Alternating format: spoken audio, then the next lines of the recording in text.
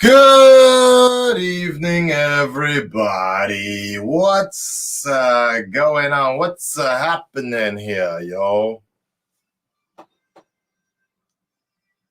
The Spider-Man. Ho, ho, ho, ho. What's up? What's up, y'all? What's up? What's up, everybody? How you guys doing? Damn, this camera was looking real good with that Snapchat filter on it, I suppose. What's up, y'all? You've been waiting for this? I'm sure you have. I'm sure everybody has. We're about to get into this one. How's everybody doing? I want to make sure you guys can hear me okay. New camera. Back on my OG mic. I noticed that for Hawkeye, it was pumped a little low. So, but it looks like we're okay now. It seems like we're okay. Shit. Ugh. You know, one thing though, let me go get water because it's kind of dry in here and I should be hydrating.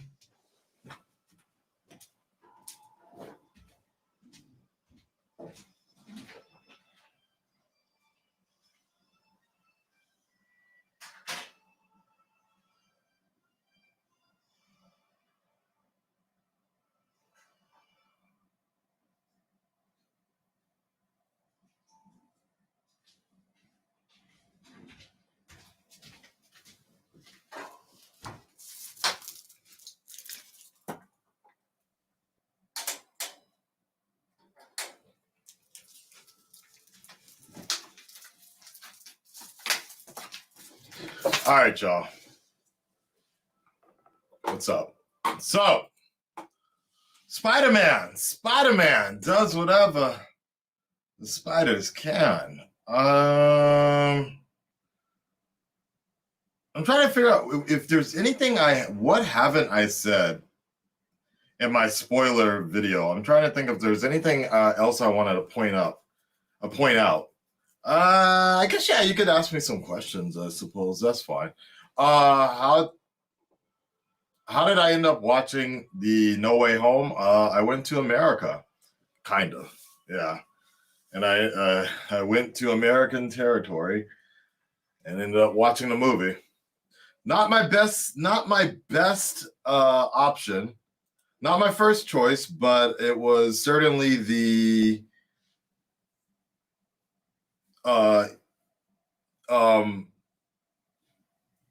best way to watch it without spending a lot of money on time.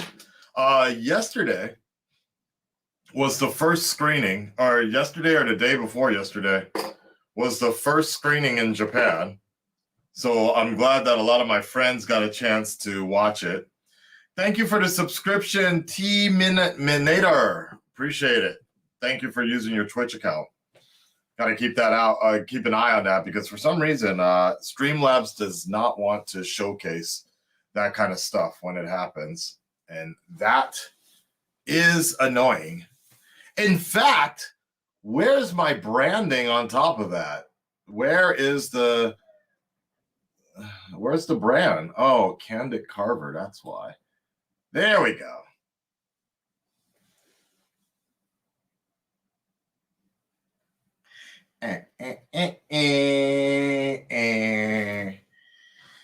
Yo, isn't personally for me, I think my favorite theme song is Andrew Garfield's Spider-Man theme song. And I looked it up. I think the reason I like it is because it's Hans Zimmer. That's why. This is all Hans Zimmer. This is this is the thing about, I've noticed that his name always escapes me, but the guy who did Batman, let me see, Batman composer.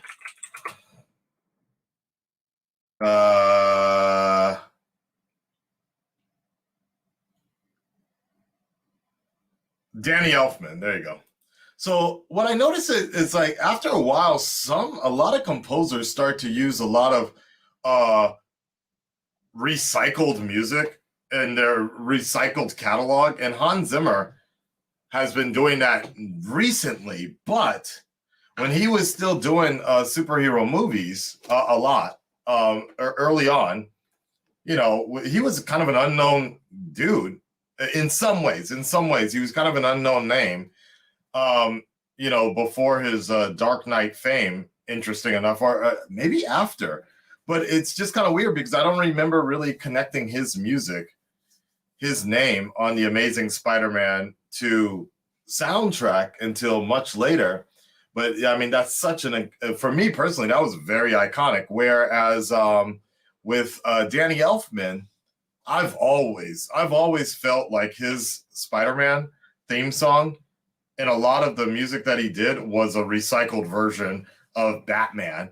A lot of that first Spider-Man movie is essentially a recycled version of Batman 89. It's something that we don't talk about that often, but when you look at it, there's a lot of influence from Batman 1989 with the blimps, the glider coming in,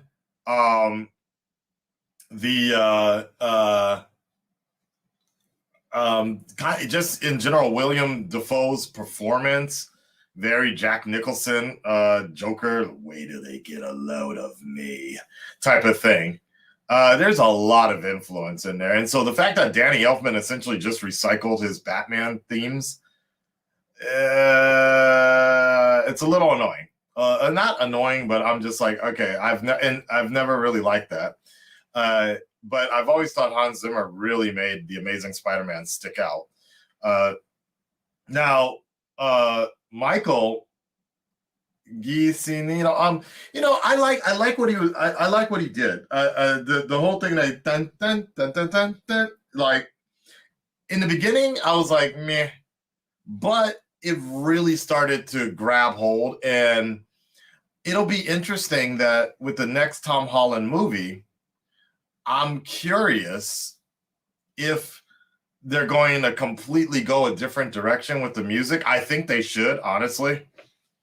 I do feel like if we're going to go into the college years, he should have a completely different feel.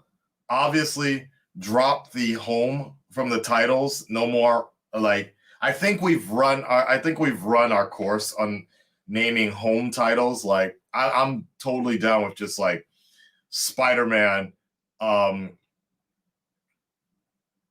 spitballing, maximum effort or something like Spider-Man,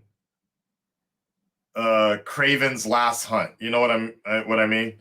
Like I'm fine with these kind of words because honestly, this entire trilogy has been hella hard to get Far From Home and No Way Home distinguished from each other. I'm sure it's happened to you. It happens to me all the time. Every time I try to bring up No Way Home, sometimes I'll mention Far From Home and vice versa, right? So it would be better to kind of be able to differentiate them a little bit better, a little bit more in the future. Spider-Man, Craven's Last Hunt, Spider-Man, Big Bad Alien, whatever. You know what I mean? But yeah, man. So, No Way Home is done. I'm feeling it. I really had a good time with it. I still stand by what I say, and is that as the hype dies down, I don't know how well this movie is going to age. I don't even know if it'll be even like relevant 5 years from now. Maybe in the next 2 or 3 years, it's fine, but it'll be very interesting to see how well this sticks. Because I'm very curious in looking at it next when it comes out next year in Japan on the big screen, where everybody who's seen it has seen it already, and Japanese theaters are very quiet, so watching it from more of a critical level instead of a fan level, I'll be very curious to see how it holds up, because again, I think most people have been pretty reasonable when I say this, but No Way Home is by no means a solid script. I don't think anybody would even say it's a great script. I think most people say it's a good movie, but you know, it definitely rides on the nostalgia wave. And just Sony is just very lucky that they have such a strong IP that you can essentially have some awkward comedy and dialogue for like 40 minutes. I'd say about 30 minutes of that movie was just exploiting all three of the Spider-Man together. And there was, even for me, there was just a point in the movie where I'm like, all right, this is interesting. It's funny, but it's a little too much at some point where I'm like, okay. But I also get that this is the first time that they're going to be able to do this. So this is the first and only time that they're going to be able to do this. So they're trying to make every bit count. Let's have a conversation about my back going out. Let's have a conversation about web blocking. Let's have a conversation about a villain, right? Let's have a conversation about our best friends comparing things. Let's compare our Mary Janes, in Andrew's case, Gwen Stacy. So I definitely would not say it was one of the most solid pieces of writing, but mainly, I almost feel like almost anybody could have wrote that story. It feels the whole idea of curing the villains. Like, for me, the thing about movies is when you can start seeing plot holes in real time. If you can see plot holes in real time, then I sometimes feel like that's kind of a rough thing to do. Lorenzo, thank you so much for the $5 pledge on Patreon. You get access to all the full reactions. Oh, fudge! I need to figure out about Hawkeye episode 5. Got blocked on YouTube. Now, yeah.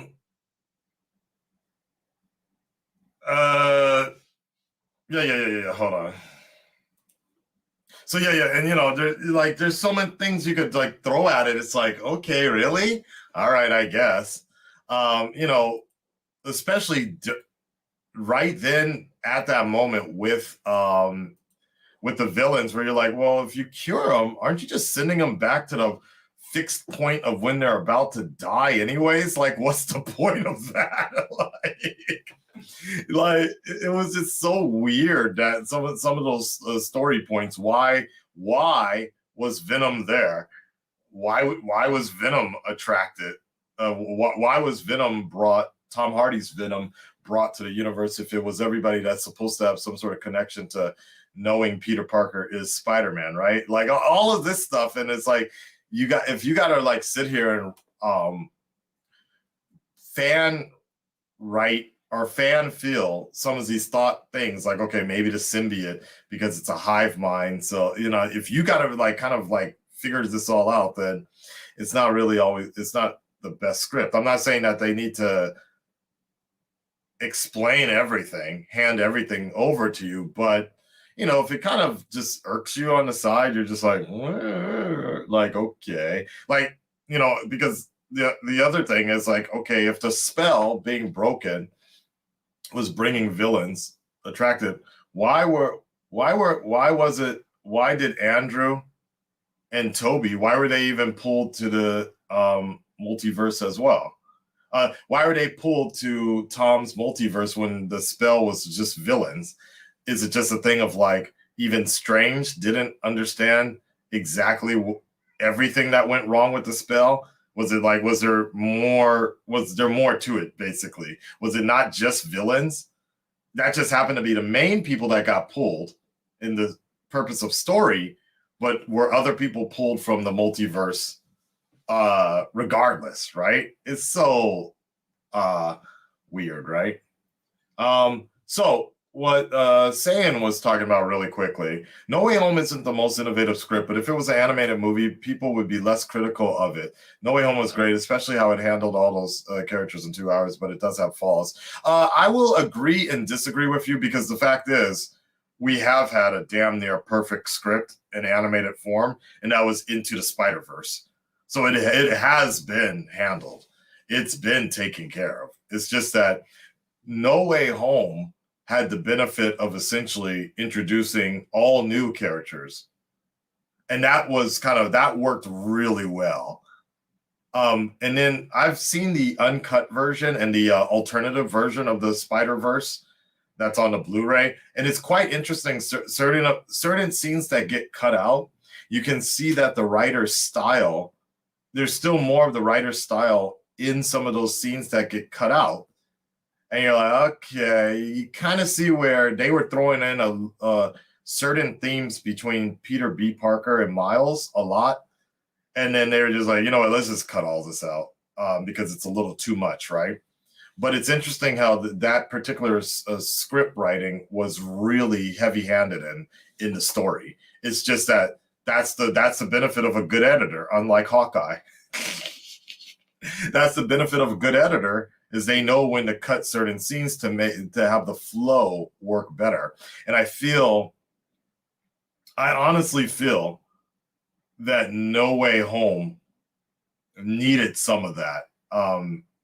In order to become a better flowing movie, No Way Home needed to cut some of those scenes out and just put it on the on the delete put it on the deleted floor. But at the same time, the cutting room floor. At the same time, I think No Way Home was what was that, 22 hours or so? I don't know. They needed to get that 2-hour quota or whatever, right? Like just certain scenes, I'm like, damn, there's like no music. And there's no music. They just stopped in the middle of the fight to have this another trio conversation. Like, okay. It reminded me of Ninja Turtles a little bit. All right. To me, it's all about the tone the movie sets, as long as it seems believable in the world. They set it up. It doesn't have to make sense or be logical in our world. Fair enough. Fair enough. Yeah. Do you think they practiced Toby dying? The fact that he didn't die after he got stabbed in the chest was odd. Well, he was stabbed in the side, as far as I can tell. I don't know. Honestly, yeah, I think they did plan to kill him, because every Hollywood movie always feels like they feel like somebody always needs to die in order for there to be some sort of importance. Hence Aunt May, right? There's always there needs to be an Agent Coulson each time, right? Who died in Endgame? Oh yeah, Black Widow. I'm sure a few other people died as well, but there's got to be like some sort of sacrificial lamb, right? Each time, and so I'm sure they felt like Toby dying would have been cool, but at the end of the day, it didn't really serve any purpose if he died. I don't know why. Like, I saw some reviewers talking about how he should have died. It would have been cool. It would have made the story good, but not really.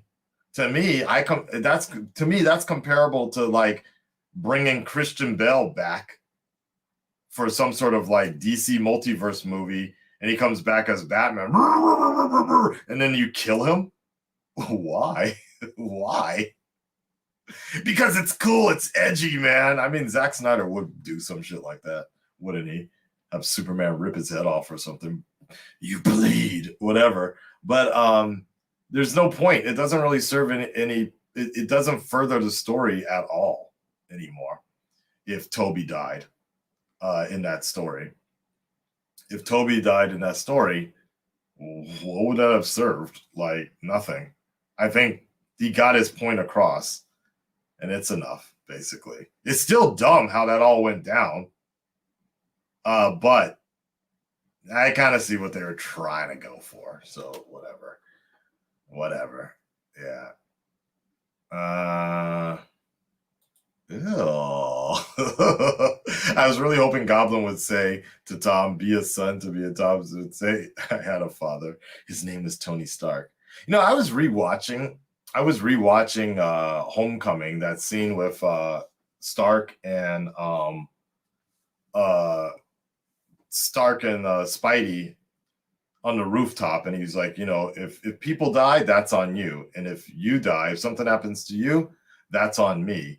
And it's like, man, rewatching, honestly rewatching the home trilogy, I think those are gonna age really well, because we really did see this kid grow up from 14 to 19, or maybe from 14 to 17 or 14 to 19. We saw this, like, when you see him, the first time you see him in Civil War versus the way you see him now, he definitely had the glow up, and I honestly enjoy it a lot. So, yeah.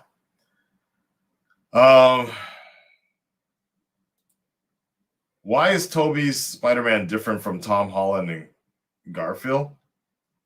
Why is it different? I don't know. What do you mean?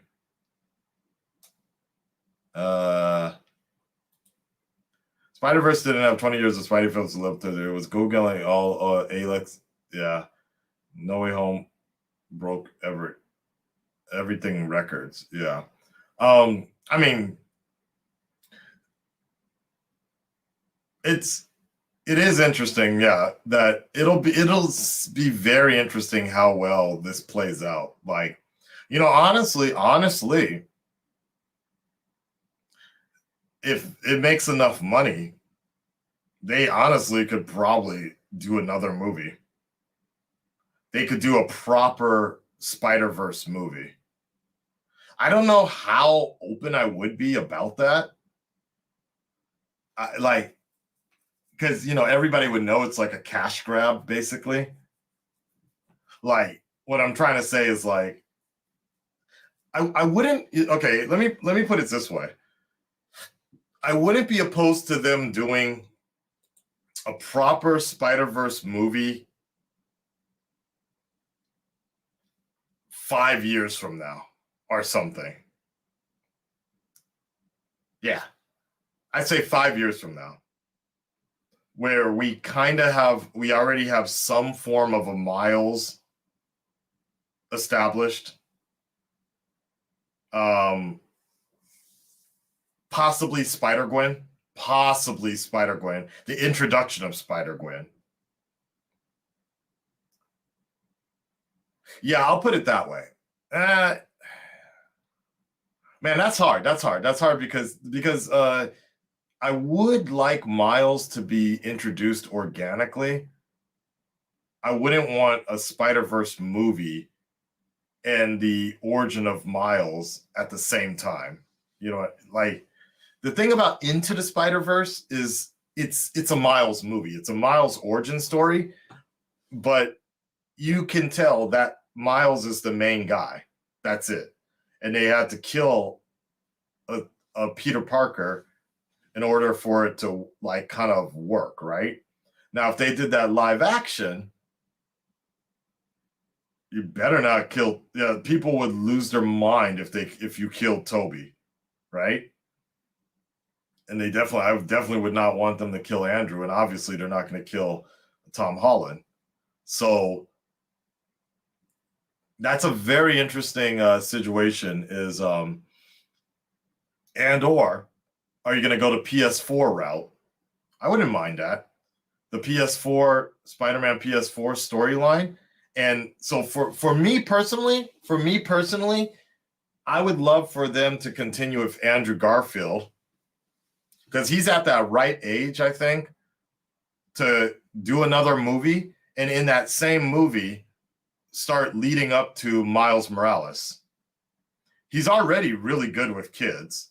We saw, if as much as people want to shit on that the Amazing Spider-Man, the Amazing Spider-Man 2, or Amazing Spider-Man 2, one of the things that stuck out to me the most was how good he was with that kid at the end. And that kid went under the fire, escaped the fire blockage to fight Rhino, and I'm like, like, okay, all right, kid, whatever.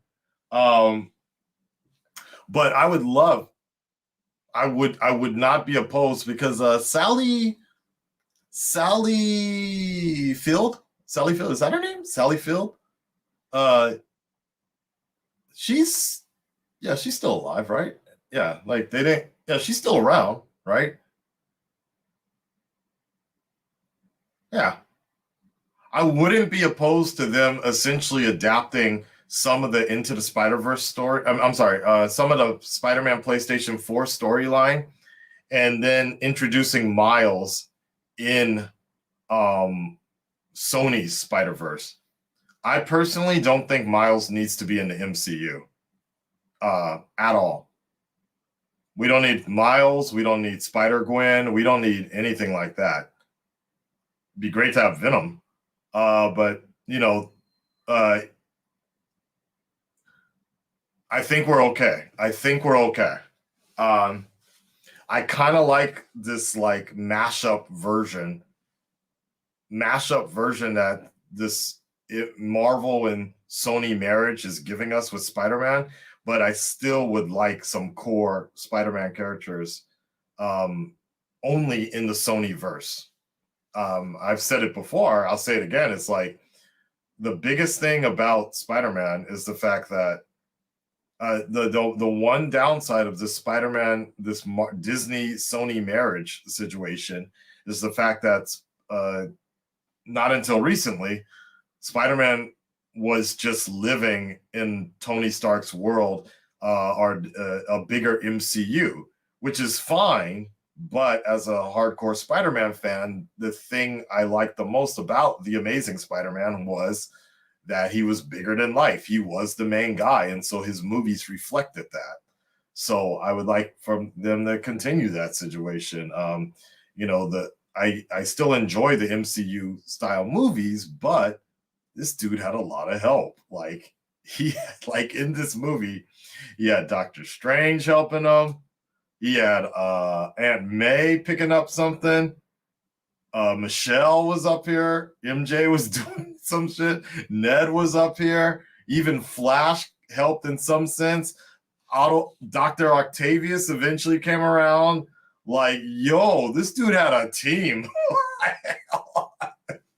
This dude had a team, dude. Like, yo, he had a squad. He had his own Spidey Avengers and shit going down. So, and now, but that's also because the MCU has that ability. That's what it's always seems to be half the time with the MCU movies, team ups or minor team ups or whatever, right? Gang, gang, gang. So, anyways, my point is that I don't think Miles needs to be in the MCU at all. Like, and sometimes when I'm looking at the comics, sometimes I'm like, why are there like so many versions of the same character? There's like two Daredevils. There's a few Captain Americas. It's becoming like DC basically. You got three Flashes. You know what I'm saying? It's like it's a little too much sometimes, and so if I'd rather they just keep Miles within the Sony universe, and Andrew is the mentor to that Miles. We bring along Feast. We could try doing something with Feast or whatever. You know what I'm saying? Like I think something could be worked out, and I kind of see that. I've always thought that Andrew would work well with the Spider-Man PS4 type of storyline, being a big brother to Miles. Also, possibly getting we can no, actually, no, a definite. We should introduce Mary Jane. Though that would be a little messy, though, after No Way Home. That would be a little messy because they've already talked about, I think they established the name of Mary Jane several times, right? In No Way Home, I think. Or maybe it was just Aunt May. I don't know. I know Andrew referenced Gwen Stacy, but not by name. He was just like, oh, she was my Mary Jane or something like that. I'm trying to remember how that went. So it's kind of if a Mary Jane is introduced into Andrew's world, that'd be kind of awkward, right? Because he'd be like, "Oh my god, like that's the girl." I don't know. I don't know. That would be very. He said Gwen, right?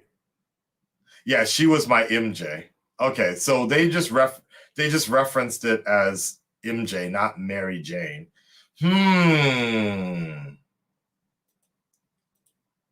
I would not be opposed to Black Cat. I would not be opposed to Black Cat. Giving Andrew a black cat. He's like, I'll make you forget Gwen Stacy, Tiger. That would be wild, dude. That would be wild. Yeah. That would be wild. All right.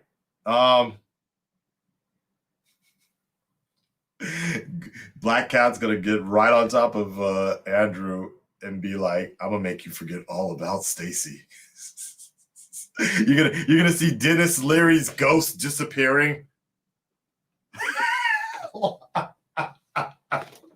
Yo, that'd be wild, dude. That would be wild. Yeah. Oh shit. Yeah. All right, y'all. Let's get some let's take some calls real quick so we can go ahead and roll with this baby. Dun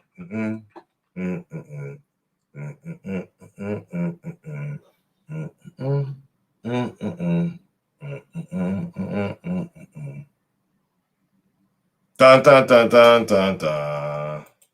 All right, here's the link. Pulls out the 4K UHD. Yep, exactly.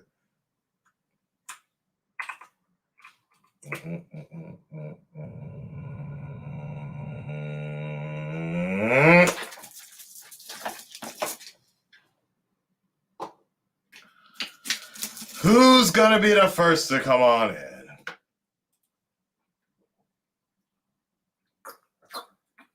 By the way, how did you guys like that Hawkeye season finale?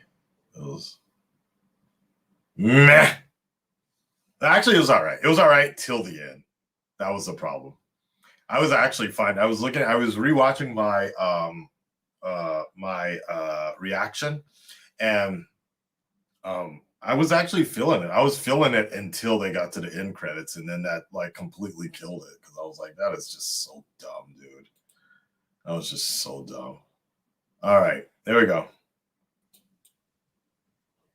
Hello. What's up? Okay. Hi. Hey. How you doing? This is awkward, isn't it? Well, thanks for calling. I appreciate it. Thank you so much. What's up, dude? What's up? How you doing? We established this already. Yeah, I know. All right, what do you want to say about the movie? Okay, so No Way Home. Having only seen it once, haven't seen it yet again, but having only seen it once, I'm giving some thought. I definitely do see that there are a lot of flaws that can come with this movie that a lot of people could point out. But in terms of how I feel about it, this is probably my favorites of the Home trilogy, at least. I say Spider-Verse is still like my favorite movie, but this is probably like second favorite when it comes to Spider-Man movies, and it's not because of the nostalgia, though it was very good to see the past two Spideys again, and it wasn't because of certain things they did, like bringing back the past villains or Charlie Cox and all that had happened.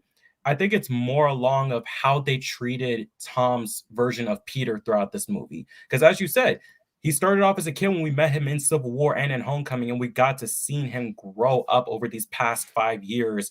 Now, finally getting into his college life, and I definitely like this. Again, everyone's had their problems with this version of Peter Parker, saying, "Oh, he's a spoiled, privileged white kid. He's he relies too much on Tony Stark, or he relies too much on other superheroes to help him throughout his battles." Okay, he relies on there you go. Keep going. Yeah. He relies on too many other people to like help him. Like he doesn't do stuff on his own. He hasn't been through the stuff that Toby or Andrew has been through. But again, this dude was younger, and the difference between the other two Spideys is because those two, as was even brought up in the movie, there were no other superheroes in their world. They were literally the only other superheroes. Brooklyn, stop it. Meanwhile, this dude came in well after the Avengers were established. Like the Avengers were established, the Guardians of the Galaxy were already doing their own thing. So it's like being a superhero already had its own definition. And so that's why I didn't really have a problem when it came to Tom's Peter. But seeing him gradually move away from it, even if he is still getting some help from Stark until, that everyone forgets who he is, we definitely got to see him mature more and more and more throughout the past couple of years in his movies and in the Avengers movies. That I'm definitely excited to see where this goes. Many of the beats in this movie worked for me, especially with the more serious tone. Like Homecoming was like introduction, Far From Home was a bit silly, but like No Way Home was definitely a lot more serious. It definitely took itself a lot more serious given the atmosphere that they put themselves in via the end of the last movie with his identity getting exposed. There's definitely less kiddie. Like, yeah, there was jokes, every Marvel movie or show is gonna have jokes. I really just don't let that hinder it at all. But like again, in story, how they handled all these villains, it literally is like I could literally go back and watch Spider-Man 2 with Doc Ock and then go to here and it's like they didn't skip a beat at all. Same thing with William. And I say William definitely was the main villain, if not the biggest highlight of this movie outside of Andrew. This dude was menacing as fuck. And I'm really glad that he also decided to do many of his own stunts for this movie so you could see his face. Because I love the first Spider-Man movie, but that mask with that costume just it's a little weird, especially years later, growing up. Like as a kid, it was fine. Now, a little weird. But seeing his face, seeing the demonic twisted face was almost kind of like a Joker-esque thing where it's like you don't really need a mask. Like my twisted demonic face is that mask that will haunt your dreams with my voice and everything. So I'm really glad they did that, especially I when it came might to be like in yeah, I might be in a small minority because I felt like he came off really corny as hell sometimes. Like his portrayal. I thought his first movie worked really well 20 years ago. That the way he was portraying himself, and even in his cameo in number 2. But then when he was doing his thing in No Way Home, I was like, what are you trying to do here? Like for me personally, I felt like I know where, like, as you said, he didn't skip a beat, but at the same time, bringing that portrayal so accurately 20 years later in this kind of world, in this kind of movie, I was like, okay, kind of weird. For me, it's like if Heath Ledger, 20 years ago did his Joker thing, that would have been odd. But if Heath Ledger did his Joker portrayal now, it still would make sense in the context of like reality-based thing. But I don't know, it came off just, for me, it came off really campy instead of like, he was almost doing like he was marionetting as a like clown or something like that. It was like it was just kind of awkward and a little goofy to me. But like I said, I'm probably in the minority about that. So yeah, I could definitely see that. I mean, he did come from like a world where things definitely had a lot more camp yeah, he was than just like, nowadays. that's quite a nice, unique tip there. Okay, you can. I'm like, what are you doing? But I will say, So, I will say his fight scenes with Tom and with the other Spider-Man were definitely fucking brutal.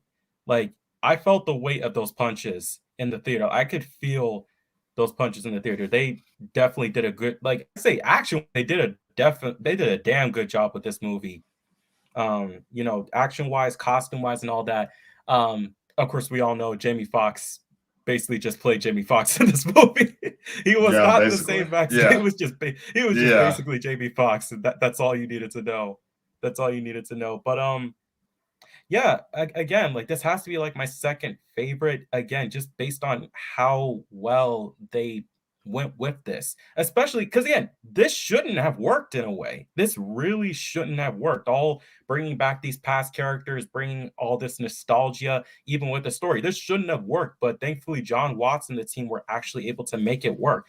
Doctor Strange being in this story shouldn't have worked. It should have been just like, oh, we got an Avenger here for some some synergy. But no, it worked. It wasn't like Tony where it was like, oh, a mentor. It was basically just like a friend Peter needed in this moment, especially after all that they've been through Infinity War and Endgame. So Well, I would say again, one of the main reasons you had a story is because of Doctor Strange. So I don't true know about that as that. well. Like, I mean, technically, I guess they could have they could have used Agatha or something like that, possibly, or the Scarlet Witch. That would have been interesting as well. That would have. Especially with somebody that would have been that kind of interesting, anyways. Like just in another world, someone who has already dealt with loss and dealing with things from the fallout with WandaVision. She very well could have cast a spell to help Peter, so Peter doesn't have the same loss that Wanda did. So there's different theories, but yeah, the fact that doctors, what I thought, which was very interesting, was I don't know what happened, maybe in the 11th hour or so, but the trailer version of the story, Wong was like completely against it. I'm Right, pretty sure I got right. that same cut. Wong was like, "Do not cast that spell," and then he bounced like that. And Strange was Hmm. like, "I'm going to do it anyways." But then in the actual theatrical version, they were just like, "Yeah, we do it all the time. Whatever. Remember that party? No, exactly." And it's like, he was just like, "Just leave me out of it," and that was it. And so they were like, so which I actually thought worked much better. Yeah. Definitely worked much better. But I'm just kind of surprised that it was that they advertised a different direction completely. So yeah, but I like it. Yeah, Yeah. there are a few things in the trailer where they changed, they redubbed certain things to make you believe a certain way. So yeah, very Yeah, very interesting. true. Yeah, Yeah, I did notice that. The trailer gave a different feel, but it's like seeing the movie, it's like, oh, wait, what happened to that scene? Or why is this sound a bit different? yeah. I mean, they do that a lot for trailers. I knew there were going to be some things that were in the trailers that weren't going to be there. That'll probably be deleted scenes, much like how there's a deleted scene of Tom's brother being the one throwing that green paint on him. But it's to be expected these days. Now, I wonder exactly like if there's any big scene, like maybe between Peter and the villains, or maybe Peter and the other Peters, or Peter and Aunt May, maybe that they may be cut for the movie that we'll see when the deleted scenes come out. Something that we may have I don't missed. know. No, I mean, that's a good point because I on like again, from a critical and screen writing perspective, I feel like they left a lot in the movie. There were like a lot of like scenes that I think just ad libbed, and they just decided to roll with it. Like okay, and they just kind of made up some of those scenes and kept them in the movie. Like that whole back cracking thing, I can't imagine that somebody got paid millions of dollars to sit there and write that into the movie. But I can imagine that they were just on the when they were on the when they were on set, they were just talking about that. Toby's trying to do something, and Andrew's like, "Yeah, let me crack your back." Like, wait, hold on a second. Get the camera. Let's Yeah, roll. Yeah. I definitely feel like there were some scenes that like they probably finished the script, but then like afterwards, like either on set or like it popped up in their head, like maybe rewatching one of the old movies. They're like, oh, why don't we add this? Because I feel like a lot of like references in movies usually get added in after they write the story they're trying to tell. And they just add them in, a little bit into there. So yeah, the I would back say joke. not that, Yeah. not that. Like the whole thing about my best friend tried to kill me, blah blah blah, and the whole Mary Jane thing. She's Yeah. my MJ. I think that was intentionally always in there, but Oh it's yeah, like little definitely. things like the back cracking or the Spider-Man villain type of deal. Like, no, no, no, you're amazing, you're amazing. What's up with this? Like, yeah, thanks, man. I needed that. I needed that. Or Like, the web block and all that. yeah, I think a lot of that would like I'm sure they reference the comics because there's scenes, as you know, there's Spider-Verse comics where they talk about they go super meta talking about Tom Holland and talking about Andrew Garfield in the Right, right. comic books about how they met Spider-Man where webs come out of their arms and things like that.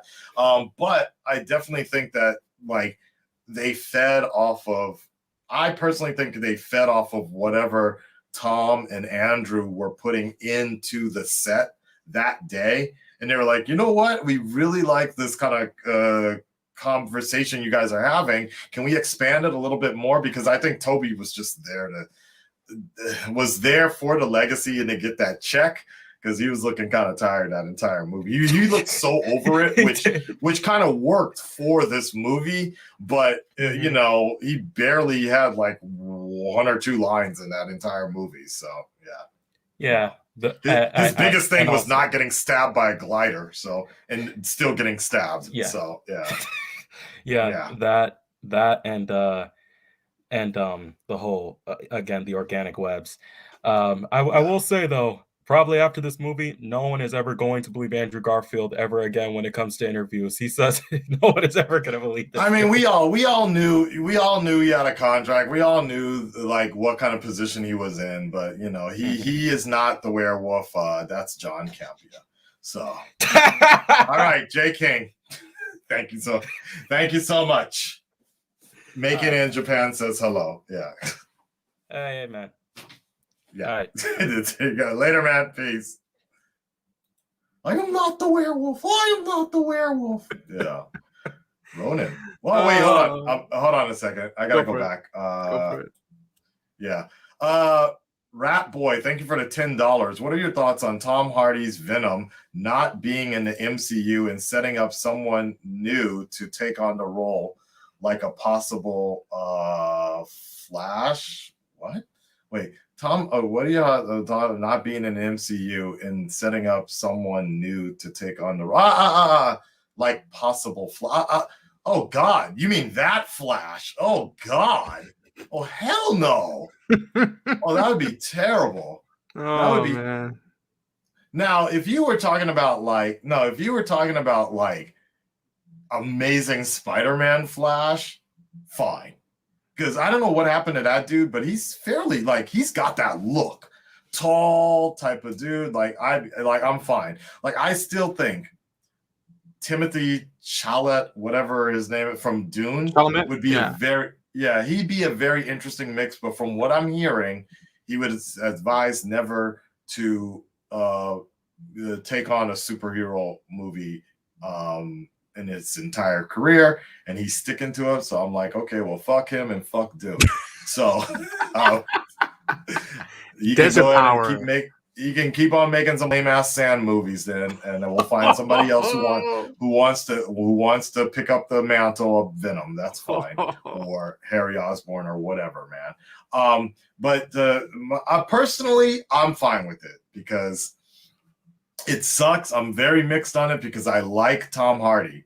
I like Tom Hardy as an actor. I love him in the Peaky Blinders, but I hate what they're doing with Venom.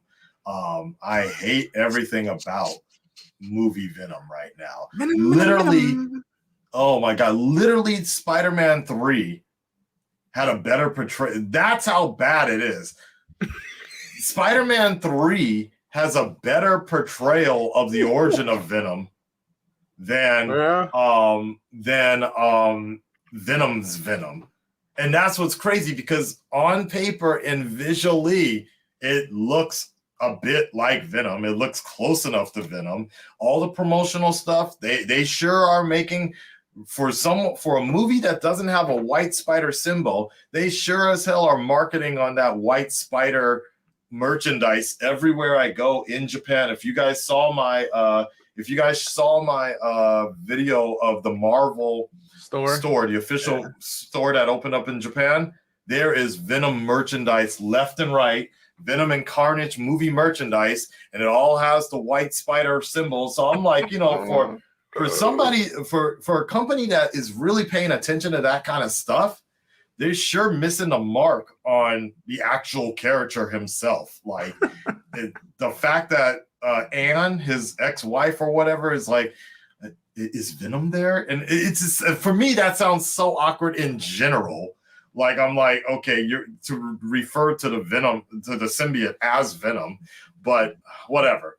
Anyways, but to answer your question, Rat Boy, I don't give a shit. Like, look, this dude, like this Cookie Monster sounding caricature of a Venom dude that they have, they hired Tom Hardy They literally hired Tom Hardy to come in, probably on the same day that he shot that end credits for Venom 2 as well. They literally put him into the next stage department, brought in some extra to be a bartender, signed the NDA, and he was like, "Okay, Tom, so we're gonna just need you to pretend like you're getting drunk, rattle off some stuff about Thanos, start gyrating, come on the table, and then you disappear." That's going to be the end credits right there. That's what everybody's going to talk about. So literally, Venom literally just came to the MCU, got drunk, cummed on the table, and left literal seeds of plot for the future. That's Venom's character development in a nutshell, basically. So I don't give a crap, dude. Like, whatever they want to do, like I just don't care. I have no faith in Sony handling Venom the way I would like to see. So I'm just gonna sit back, relax, and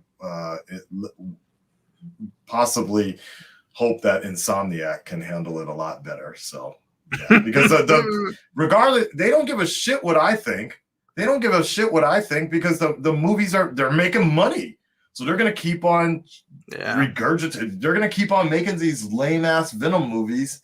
No matter what I think, because there's enough of an audience that loves them. So and that's fine because whatever, man.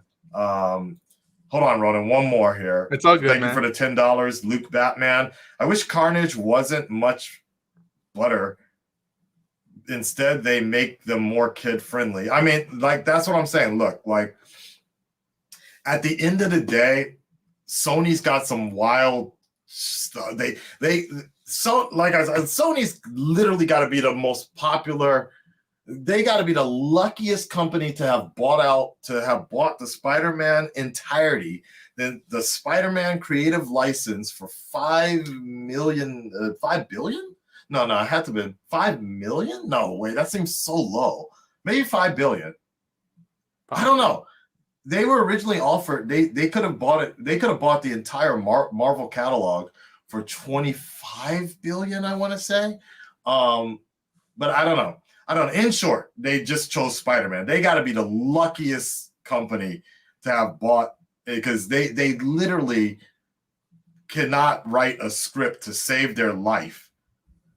Yet, it's because this franchise is just so strong, so popular, people will see this movie regardless. No Way Home is a good example of that. Like, it's definitely nobody. I'd love to see somebody. I swear, Ronan, if you see somebody on Twitter during Oscar season that's saying that No Way Home needs to be nominated, shoot that person, because that's crazy. like possibly Andrew Garfield, but even then, that would be so corny. Best Supporting Actor, Andrew Garfield. Like, if he wins for that other movie, yeah. But for No Way Home, come on now. But yeah. All right. Well, thank you, Luke Batman. Yeah, I wish Carnage was better too. Saka-san for president of Marvel. No, but that's a problem. Even if I was president of Sony, maybe. Yeah. All right, Luke. Ronan, what's up, man? What's up, man? It's been a while. It's good to see you. That's what we're all here about, folks. Just let stuff out, let things out, and we move on. 2022. Please don't F it up. 2022 is just another way of saying 2020 again, too. Yeah. Times Square. Carnage, the next Corona, the next variant. Yeah. I dug No Way Home. The thing that I remember when the credits hit, I'm like, damn, those leaks took out some sweetness out of all those moments. But thanks, John Campbell. But I always say when it comes to these movies that people are lucky in casting, because Andrew and Toby, even though we all suspected it, that we're not, they brought their game and they made me feel something. The scene that broke me, and I was just like, they got it. They nailed the essence of putting on the mask, was the grief scene when they all and that was my favorite part where they edited it perfectly, where it was like each person said to me the right thing to say at that moment, and the perspective would switch. Who told you that? With great power comes great responsibility. Uncle Ben, the night he died, and I'm like, oh. But yeah, I had fun with this Yeah, that movie. was good. Lucky enough, the Matt Murdock thing, that I didn't get spoiled for that, and even in moments that are blatantly obvious, I didn't see it coming until it would turn a little bit. So the cane, I thought it was a knife. I thought somebody was cooking something, and then it would turn, and I'm like, "Oh, Charlie! Oh God!" Even though Kingpin had just been teased a few days ago, I was so in the mindset of like, no social media, blackout, please, nobody, no other YouTuber, don't ruin it for anybody else. And then even the Andrew moment when we see the port open, I'm like, oh, okay, that's Spidey, and it wasn't until he got close, I'm like, that's too tall to be that British kid. The other British kid. That's too tall to be Tom. What the hell? But Mm. yeah, but Right, yes, right. I dug Somebody, that. I heard somebody said, because, and I kind of get it. Like when Andrew first showed up through the portal, somebody was like, "Oh my God, it's Deadpool!" Because you can't really make out and then the way Andrew was just like, "Hi," like that. I was like, okay, I could kind of see where somebody would think that's Deadpool, especially with the eyes like Yes, that. the eyes. So yeah. I mean, at least Andrew actually was, and this goes back to what I'm saying. Andrew actually looked like he was really happy to be there, happy to do this. Toby, they threw this man up on a green screen. He was like, "Hey, can you just turn around gracefully like that?" He's like, it just kind of, he's like, "Yeah, let me just get through here, let me get through this portal." Like he was so like unaffected about anything, but whatever, it's fine. Yeah. But luckily for him that he bounced off perfectly with Tom and Andrew, which the whole Yeah. Avengers, that's great. What is that? I'm like, okay, there we go. That's something to add on. And I Thanks for coming, Toby. Thanks for adding something to the conversation. Yeah. But the Yeah. notion of MJ and her being right by Peter's side, and even at the end, him choosing not to tell everything. That's what I kept saying, that hopefully, even though there is eye candy in this movie and a lot of it leaked and got spoiled for us, the essence of a story should still be there enough for me to care about Tom Holland at the end of the day. Now, Yeah. people can disagree or agree that it's flaw and that why not, and better versus why not. I concur with those notions, but this movie nailed for me the essence of putting on the mask in this version. It's a generational thing. It's a legacy. If you don't like this one, there's 2 other trilogies, non-trilogies, if you will, that you can check That's a good out. point. As someone who likes Spider-Man a lot but don't love him, even though I do own original art, it was always to me the Amazing Spider-Man animated series that I'm like, okay, that's Yeah. if you could hit that feeling before the movies of Wait, which one Spider-Man was that? You said the Amazing Spider-Man animated series, or you mean Spider-Man the animated series? Spider-Man animated series, the 90s, 90s one. Yes, With yes. Aerosmith. Okay, yeah, okay. Yeah. Yeah. That's and that's funny because that's the one that I attached to the most as well. And if people look back on that one was sappy as hell. Like that Peter Parker was a drama queen all the time, just always talking about his feelings in that inner monologue and everything. But it had some moments in there. So yeah, I get it. I can only wonder what they have cooking for the future of this character in this world, because I mean, I think a lot of us agree that Into the Spider-Verse that's a whole nother level. And I think friends of ours said it best. The guys from Heroes Report, one of them said it something like, Into the Spider-Verse sprinted in order for No Way Home to run. I'm like, I agree to that notion, because there was a whole reports of like, it was supposed to be a Craven Hunter story, but then people showed up for Into the Spider-Verse. It won an Oscar. People fell in love with that, and everyone got behind all those characters. Even someone as Peter Porker Peter Porker and whatnot.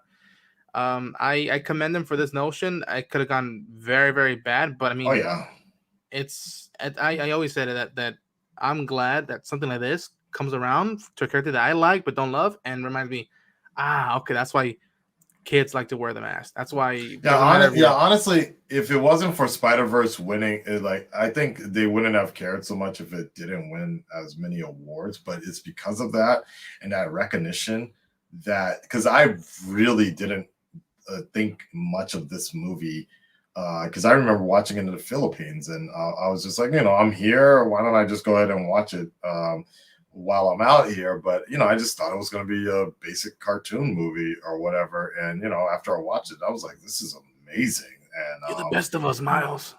Yeah, no, they did a great job with it, and it was just one of those things where people really talked about it. And I still remember around that time, the Far From Home hadn't come out yet, and but Tom Holland did that whole thing about how everybody's talking about the Spider-Verse. And then, if you remember, the way they even introduced No Way Home, the No Way Home title had the little Spider-Verse glitch thing. They changed it a little bit, and so they definitely were running on those coattails of like, okay, we got to get some of that influence in here. But like most things in Hollywood, the original concept of it and where it's going, it's very different. So we very much, if it wasn't for Into the Spider-Verse, we probably still would have had the Doctor Strange inclusion. It just would have been a little different. That's all. I don't know exactly how they would have handled it, but it would have been essentially that same story with, but more or less maybe more like the Mephisto type of storyline with one more day and maybe some form of Kingpin or whatever. I don't know. So and again, I commend them because even something like Osborn and Otto responding to each other or recognizing one another, I'm like, I never saw that as a kid. It always bothered my mind. I'm like, why didn't they do that? Even though there is that behind the scenes video of Willem Dafoe with the arms, but I'm like, that is such a cool thing that I'm like, well, the same thing with Max and Dr. Connors as well. So they know each other from each world and everything. And then on top of that, even with Sandman, he knew both of those about Octavius and Osborn, but he's like, oh yeah, they both died. So it's very interesting, that point. And it's been within this itself, it's been a hell of a 2 weeks, and even to this last week of the year, because we've just been getting hit with Hawkeye and Spider-Man, and next week is Book of Boba Fett, and The Witcher's up out right now. So it's fascinating how this still hits some emotion with me. With a lot of stuff we're getting in these days, that stuff like this still hits some emotion. Well, to be fair, but also to be fair, No Way Home was the only movie we were talking about the most of this year, with the exception of the Snyder Cut, I think, which I forgot that even came out this year. But that the first half of this year was, the constant tweets about the Snyder Cut, blah, blah, blah, finally watching it, then finally talking about it, then the conversation of restore the Snyder Cut. But then, gradually we were like, yeah, all right, we're over it. And let's move on. And then DC, the moment DC fandom kind of started up, and it was like, hey, guess what? Forget all that. Here's the Batman and here's the Flash, right? And gold boots. Yeah. So gold boots. Anyways, with the gold boots, but once No Way Home started, when we started really seeing this as being a reality, that okay, it's finally coming out. Corona cannot stop this train. This was the only thing anybody could talk about. So it makes sense that it's going to be on everybody's mind, up until probably July or so. I mean, I'm sorry, late January, when we start revving up for Multiverse of Madness or something like that. So we'll see. Yeah. Awesome. All right, man. Well, I appreciate you calling in. Thank you. It's always a pleasure to chat with you, man. Yes. You're ready for the Book of Boba then? Oh, man. I mean, since Filoni and Favreau, this is my Mandalorian wallet. Is pure Sopranos, Godfather meets Star Wars, which I've been clamoring. Yeah, I've been clamoring for that for years because I love the Rebellion Empire, Jedi Sith stuff. But I'm like, all right, we've had 9 movies with that. Let's let's go underneath, no pun intended. Let's go underworld and let's see how that's sparking. And the fact that they've only shown the first half of the first episode means what the hell do they have up their sleeves? I hope so. I really hope so, because Star Wars stuff is kind of iffy on the channel, I've noticed. I mean, but to be fair, even the Disney Plus stuff, Hawkeye I noticed has not tracked so well online either. And so, at this point, WandaVision, I think, did the best out of all of them. Each week, dude. Yeah.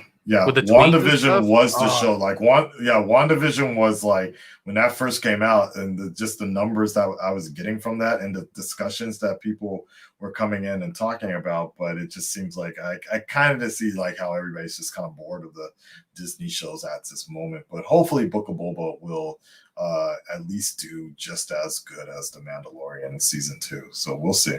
We shall see. Yes. Yeah. All right, man. Thanks so much. Cheers, man. Thanks. Later, man. Peace. All right. So, hold on. Let me get back to some of the donations. Okay, we got that. Thank you, Luke. This is completely off topic, but are you more excited for the Batman than what they're doing for the Venom movies right now? Of course. I have a lot more faith in what they're doing with the Batman than they are with anything they're doing with Venom. I mean, again, like, let me reiterate, like, I may not like the Venom movies, even though being a huge Venom fan, but I don't have to like the movies. They're making money and they're going to continue to make them like that. So, the most exciting part about the Venom sequel was the end credit, and that was it. I was like, all right. But yeah, the Batman's going to be great, of course. Trust in Matt Reeves. Calling it now. Thank you for the $5 as well. Calling it now that Symbiote will go to Holland, but it will eventually find an MCU Brock played differently by Hardy. By Hardy? Really? You think it'll still be Tom Hardy then? I don't know about that. I don't know. The age-wise, maybe. I honestly... I mean, it would be kind of retroactive, but I wouldn't be opposed to Andrew Garfield actually taking on the symbiote a little bit. I'm talking about Tom Hardy's symbiote. Borrowing, they have another fucking breakup or something like that. It might be a little too going backwards though. But, if Andrew Garfield got the symbiote for a little while to help with his depression or something like that, he goes into... This is the problem, though, because he kind of redeemed himself already in No Way Home, right? But I was thinking that he kind of, used the symbiote a bit, and then we finally would have kind of an actual real Venom where... But see, it has to explain... The issue is like the symbiote has to be on. And this is the thing that the movies have all messed up so far, is that the symbiote needs to be attached to Peter for quite some time in order to actually emulate his spider powers. That's the whole thing. That's what made Venom was the fact that he essentially copied some of his DNA or something like that. And that's why he was able to emulate the spider powers and, do the whole web situation and, the invisible clothing and all that other stuff. So that's a whole nother thing. I'm like, the movies, but I guess because the movies just don't really want to have a naked Tom Hardy all the time. But, I always thought that was a cool little thing, was the fact that the symbiote could emulate clothing. But that's not as necessary. But there's a whole skill set of stuff that Venom can do that they have never done. He can be invisible. He blocks the spider sense. That's more for Spider-Man. He can make his own webs. He can emulate clothing. I don't know if I said that already. He can emulate clothing or whatever, or it can emulate clothing, anything it sees. It has very long range hearing, so to speak. Like if you just send one little thread miles away, you could actually like hear what people are saying and shit. There's some other shit that it can do, but there's little things there, and I'm like, damn, man, you're never gonna get any of that. It can get big sometimes. That's not as necessary, but yeah. All right, let's continue. You can have a favorite Spider-Man. It's not a crime, but every aspect really the portrayal is amazing. But the thing I love about Tom Goblin is da da da da da. All right, going through all this really quickly. Book of Boba rumors are insane. Gold boots. Whoop they fucking do.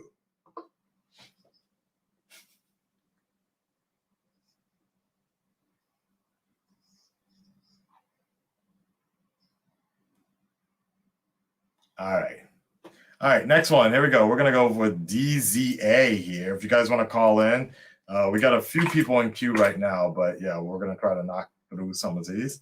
Let's go. DZA. Hello. Hello. Da-da-da-da-da. DZA. Da-da-da-da-da. And 5, 4, 3, 2. Goodbye. Okay. Bailey. Come. Hello, Bailey. And Hey. 5. Hi. 3. Sorry. Thanks for having me on. Yeah, you got it. Am I here? Yeah, you're here. You're on right now. Can you mute your screen though? Oh, sorry. Yeah. Sorry. Yeah. Sorry. What's going on? I'm doing good. I just wanted to say I'm happy Toby or Andrew redeemed himself for MJ from saving MJ from being dead after he couldn't save Gwen, and I honestly feel it's sad it took 7 years for him to get the credit he deserved from the Amazing Spider-Man, and I feel like it's a little too late, but it's still perfect timing to do Amazing Spider-Man 3 movie. I think it can be done. Actually, I think it can. I think it's perfect. That can be done. No worries. Yeah, like I think it's the perfect time actually, because the problem is everybody was comparing Andrew to Toby when he was doing the Spider movies, but nowadays, like we can actually see the Spider-Man from, like I said, like a PS4 story type of thing, an older Spider-Man now. So yeah. Oh, you okay? Yeah, sorry, good. I was just wanting to say that, and I was going to bounce. So yeah. Oh, okay. Well, it sounds good, man. Well, I appreciate it. Yeah. All right. Thank you so much, Bailey. All right, take care, man. Bye. You're about to get his ass beat by his dad or something, huh? He was like, oh, shit, no. I wasn't supposed to be on the internet. No, Dad, I'm talking about Spider-Man. Nah. Appreciate the call, Bailey. Yeah. Have Andrew train Miles. That's what the fuck I'm saying, dude. That's what the fuck I'm saying. Like, seriously, like, Andrew has already been proven to be so good with kids. Like, I think he would be perfect. Like, he would be perfect. Like, I don't think Tom needs to deal with a Miles Morales, because I really like seeing just Tom on his own right now. But Andrew's old enough to be a big brother now to a aspiring Tom Holland or something. Hey Siri, how old is Andrew Garfield? Andrew Garfield is 38 years old. Yeah. So he's 38. That's perfect. Yeah, that's perfect.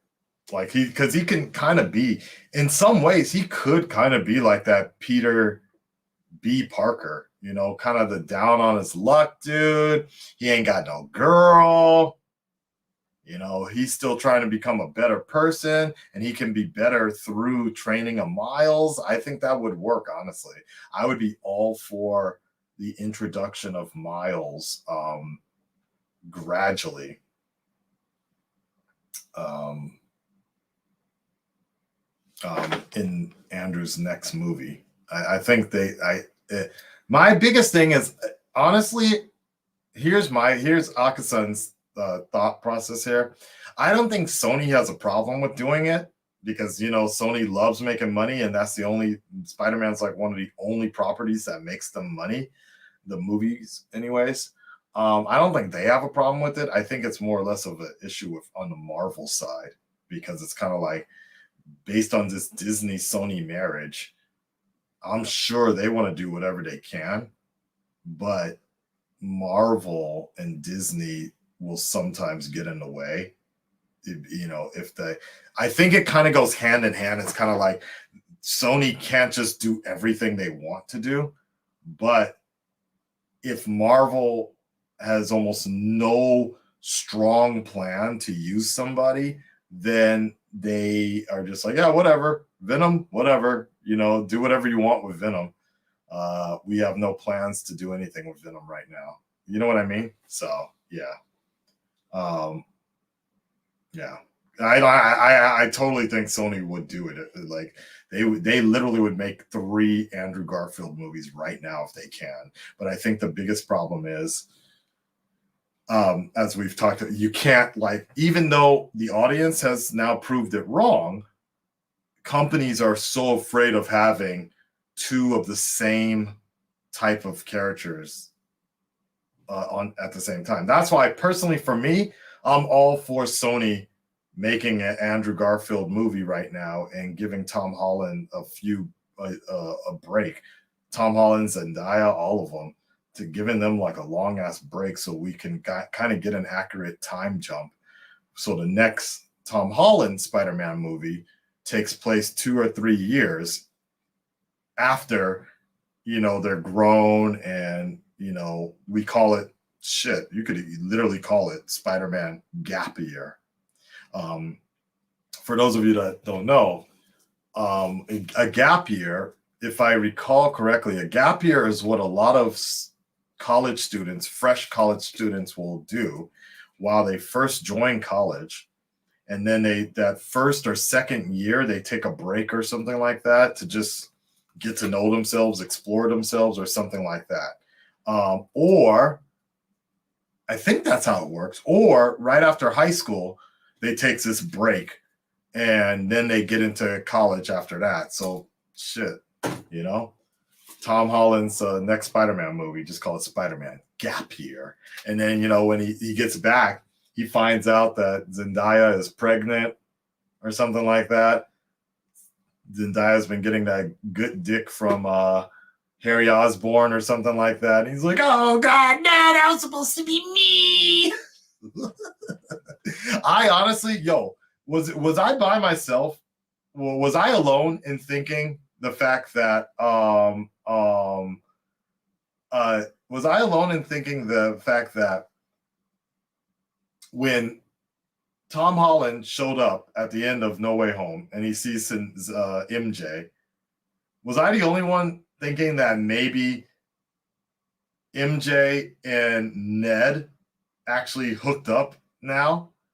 Like they got into some sort of, like, I literally thought that they were gonna make out, or she was gonna kiss Ned or something, like. And I'm like, damn, man, I think I've been watching way too many CW movies like that. Like I literally thought that yeah, they totally made it seem that way. Like he was about to be like, oh, well, I'm Peter Parker. Oh my God. like MJ was going to come up to Ned and be like, hey, you hit the jackpot, Tiger. Anyways, let's keep going. The Last Son, you're up next. Hello? The Last Son of Krypton. Hi. Hey, what's up, Akasan? What's up, man? Nothing, man. Just, living life. But I just wanted to, get on here, talk to you for a bit about, of course, Spider-Man. But Go for it. Yeah, man. I mean, honestly, what was your biggest takeaway from the film, honestly, just overall? Outside of all the fan stuff, the fan service that they were giving us, I was just like, yo, this is like Tom Holland is solidifying himself as Miles Morales in the chat, dude. Literally, you literally could play like, yo, send your resume to Sony right now. I just set up the entire movie for you. Andrew Garfield might hire you right now. Like, bro, hey man. You know what's crazy though? I mean, I know I just asked you a question, but I just want to say this real quick. Actually, I am an actor, and that actually is a dream role of mine. So hey man, hey bro, y'all can help a brother out. Let me know. All you got to do. Are you fit? Are you skinny at least? Oh, look at this dude. This man about to take off his shirt. Look at this. Nah. Okay, no, you're good. You're good. Okay, good. You're fine. That's good enough. We don't need to see more. This is a YouTube. Oh no. All right, go to Amazon. Get yourself a ragged. Get one of them. Get that first edition Miles Morales costume. You know, the one that he makes with the that basic ass thing. All you got to do, and I got to actually answer that. Hold on a second. Talk to the audience for a second. Tell them all about you. Okay. Well, first off, my real name is Jordan. And actually, this is actually kind of surreal. I love Akasan's channel. I've been a fan for a while, and I'm sure you guys as well are just as great fans of him as I am. And I'm a big nerd, probably one of the biggest nerds ever. My friends definitely know that, and it's just I don't know. I'm 17 years old, and I got the Avengers poster back there. I don't know if you can see. The camera's a little weird, but yeah, man. There you go. You put your audition tape out there. Yeah, I'm just saying, get yourself that thing. So you know that video that one black CGI artist did, and then like it went viral on Twitter and everything. Like, yeah. You could literally be doing the same thing right now, man. Like, I bet you. Where do you live? What area? What city? I'm actually in the Midwest. You won't know where I am. I'm in Belleville, Illinois. It's like a small town. So, do they have tall buildings, like some kind of skyscrapers or something like that? So I actually live about 10 minutes away from St. Louis, so I could actually go there. Just go there. I bet you can find somebody like that can just shoot something somewhat similar to all the scenes we've seen in Spider-Man PS4. Yeah. And you could seriously do just a few shots like that and then get that up there. Like stranger things have happened, to be honest. Yeah. I know. Yeah. And I actually just did literally the night the new Spider-Verse movie film trailer came out, I recreated 2 photos of it, and I did a side-by-side, and I posted it up on TikTok, and it blew up. Everybody was like, really? Yo, what's your socials? My socials is like the one where we can see it. Yeah, Jordan _arachnid. That's my TikTok. Jordan _arachnid. I can't spell. Okay, arachnid. Okay, and so this went viral, right? Yeah. It went viral. Can Ahmad just link me, because I can't spell? Yeah. Yeah. Link me. One of the mods. Can you find it for me and then post it in the chat, and then I'll look at it in a second. All right. So you were asking me about what now? We got distracted by we got total sidetracked, but it's okay. But honestly, hey, what was I blown away as? So yeah, for me, in short, I was actually like Tom Holland is slowly solidifying himself as the best Spider-Man and Peter Parker. Like, this dude has had everything thrown at him. He's had, for everything that was kind of quote unquote given to him, he's also had a lot taken away, and he's had those extra levels. He's had Avenger level threats given to him as well. I mean, this man in his solo movie had to hold together a freight train. You know, Toby held a subway.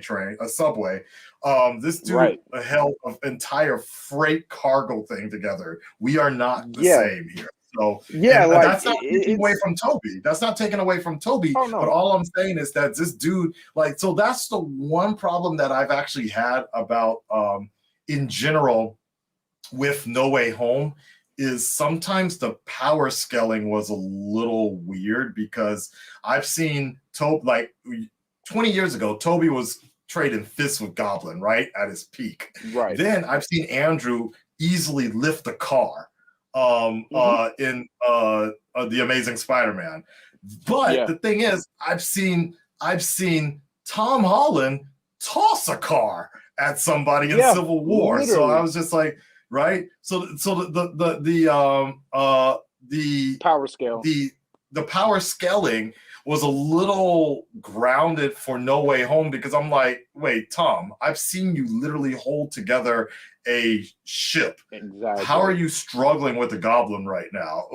Yeah. So and yeah. you know what's crazy? I was talking to my friends with it after we got out the theater. I was like, okay, he's struggling with the Goblin right now, but at the same time, I'm realizing like this dude Goblin is just a menace to society. So he's just like, while Right. Peter's just literally going crazy, just hitting him in the Right. face, just right after, he's just still like giving that crazy smile that Willem Dafoe just. I guess the peak only performance. I think one of the main explanations for all that was kind of like Joker-ish, like somebody mentioned earlier, like Yeah. the Dark Knight. It's like, yeah, punching him, he might be feeling it, but it's not affecting him. Basically, like he's on, it's like he's on PCP or something like that. So that might be the other thing, you know. Like I guess that's it. So, but yeah, for me, like Tom Holland is really like at the end of this movie, like John Watts, I think is a okay director. Like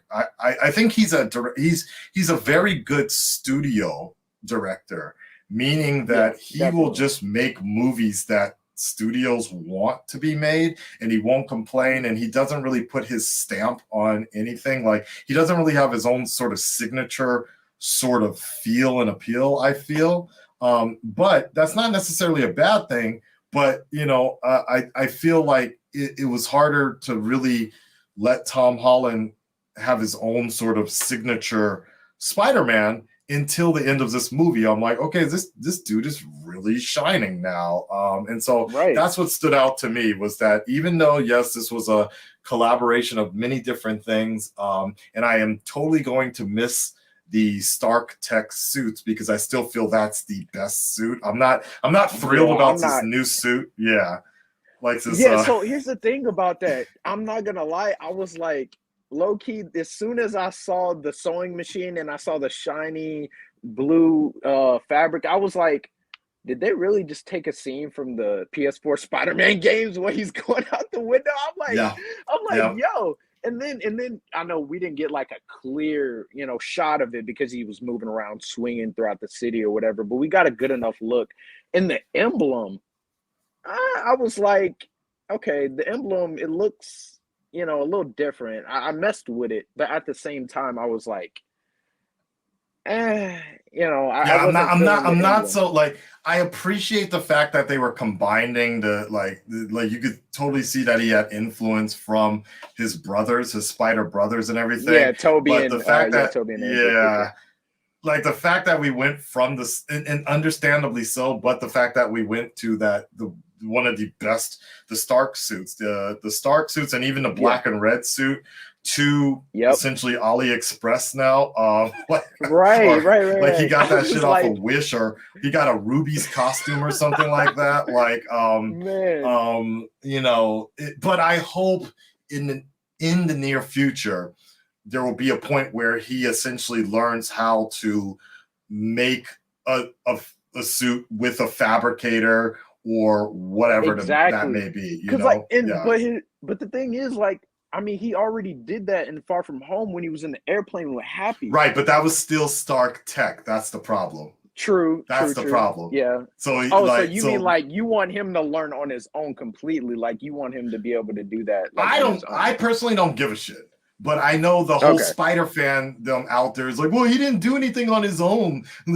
So they literally need him. They literally need to see him saving up for his own fabricator or something like that. Like, even if we get the Fantastic Four down the line, people are going to be pissed if he goes into the Baxter building and builds his own costume or something like that. Like, people just don't like it, which has always been kind of dumb to me, but whatever. Yeah. So I honestly really care about the suits, and that's just me. You know, other people, you know, they have their different opinions, but for me, I feel like when it comes to the suits, I kind of feel like the suit has to match the tone of the film, because like when you go to Spider-Man 2, the suit, you could tell the suit is definitely had a little bit of tweaking from the first film within Tobey Maguire.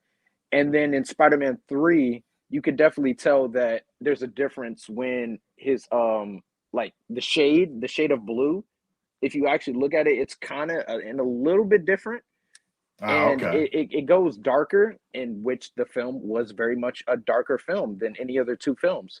And same thing goes for, you know, Amazing Spider-Man. The Amazing Spider-Man 1, I feel that was like, you know, it had some dark tones in it, and that's why I feel like they had a darker shade of the costume, because like we'd never seen Spider-Man suit that dark in live action. That was a dark suit, they essentially were just trying to copy the Dark Knight, which at that time every movie was trying to copy the Dark Knight. So even Sonic the Hedgehog now has copied the Dark Knight, which copied the Amazing Spider-Man and all that. So they were just trying to go a completely different direction to differentiate their new Spider-Man and also not look like a carbon copy. And you can tell that they 180 that decision as soon as that second movie came out. They're like, okay, we're going back. And I personally think the best suit that they've ever made outside of the Stark Tech suit was the Amazing Spider-Man suit, because it had the McFarlane influence. You could still see rivets, and it was fabric essentially. But you know, nowadays I definitely think that the Stark suit was the best fitted one. So I definitely think that as well, because honestly, you can't, I don't think you can get any better than what you got in Spider-Man Homecoming. That for me, that like, I'm with you. That Stark Tech suit was definitely something I will always remember as like, that's my classic Spider-Man suit. I will put that as my classic Spider-Man suit, because I'm only 17, so I didn't grow up with the older versions of the suit as some other people may have did, like from the comics before they started doing live action. But you know, growing up with the MCU, it definitely changed my opinion when it comes to the suits, because you know, they did a different version. Like, no one thought that their symbol for Spider-Man was going to be that small. That stuff's tiny. Like, and then they expanded it in Infinity War with the Iron Spider suit, and you're like, okay, you know, they're still going, you know, different variations of the suit, and you know, experimenting. And I kind of like the design for it, but that Homecoming suit, that Stark suit, is definitely it for sure. It's definitely, they did a really good job. It's a throwback to the OG Golden Age Spider-Man, the Steve Ditko style, but still with the Stark design. But like we've already kind of reiterated, unfortunately now they just need to eliminate all of that, because there's just going to be too much of a throwback. But I'm down with like a Parker Tech suit in the near future. It can be done. It can definitely be done. I just don't know how long it's going to take for them to get there. I mean, if we borrow anything from, I mean, even in the PS4 version, technically, the PS4 suit was built by Otto Octavius. So the advanced suit. So that's it's one of those, it's just one of those things. It's like, okay, he's gonna have to get some form of an advanced suit sometime. So because he can't just be running around in that weird ass Ruby's costume for the entire movie, but it just needs to be done in a way that I guess fits within his own world. I guess, I don't know. We'll see. All right, my man. So what is the socials again? Was Jordan _ Arachnid, right? Yeah, that was that's the TikTok for where the video On is. TikTok. So saying it's on TikTok. We gotta install. We see. I'm too old for TikTok, so I'm gonna have to install that, and All right. we'll take a look at it, man. Hey, last son, Yeah. I appreciate you calling in, dude. Of course, man. It's always great to come in and talk to you, man. Like I said, when I was talking to the fans, like you're one of my favorite YouTubers ever, and I've been a fan for so long, and I really appreciate how you really, excuse my language here, you don't give a fuck. You know, you don't care. You don't care. You really speak your mind, and that's one of the reasons why you are my favorite YouTubers, especially when it comes to controversial topics like this shall not be named Zack Snyder cut. but Venom, you know, there's a whole yeah, list of them. a People not and whole like list. the Matrix, people got so heated at me when I was like, yeah, I think I'd rather just watch this on HBO Max, and people got so heated on me, but the reviews don't Yeah. lie. So I'm like, yeah, Hey, I'm good. man. I'm good at staying home. I'll Yeah. save my money. Yeah. But yeah. Yeah. But hey, man, I won't take too much more of your time. But I just really appreciate you letting me come onto the stream. Really, truly, My great. pleasure, man. Thank you so much, last son. Later, dude. Yep. Thanks. All right, cool. Let's see. What do we got going here? Saying, let me know if you found it. All right, let me know if you found it, and we'll. Does anybody have a TikTok account we can find real quick? Hold on. Let me see if I can find it. Hey Siri, spell arachnid. I feel so dumb that I even have to say that. Why is that so hard to spell? You know what's crazy, guys? I have arachnophobia. Isn't that wild? Like,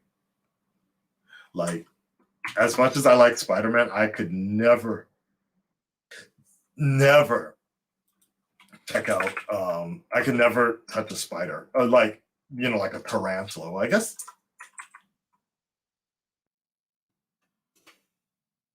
that was TikTok, by the way. That was Japanese TikTok.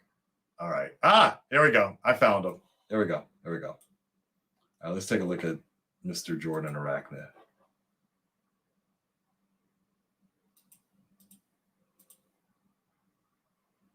Damn, he really did try to do this. Okay, hold on. And then we'll go to the next call. Here we go.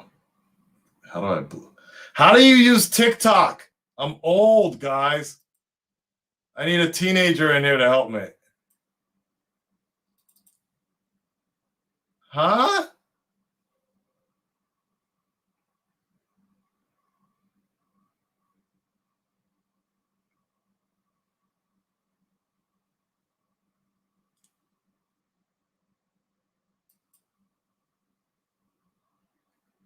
Yeah, okay, cool. There you go. Did he do another one? No, I think that's it. This one?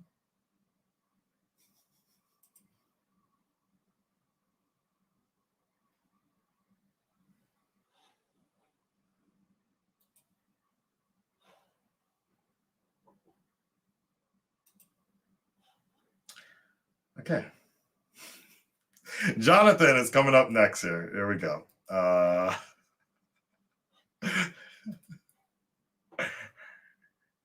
right.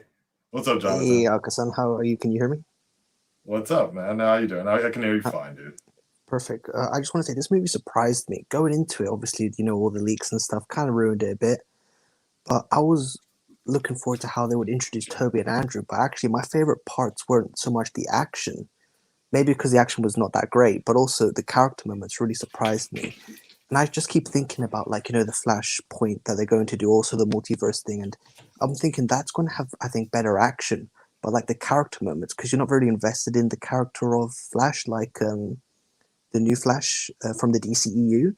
So I'm thinking, would you rather have, better character moments with, say, Michael Keaton and, be more, invested in the story and have not so great action? Or would you rather have, really cool Flash and Batman action, but, really bad dialogue and not a great story?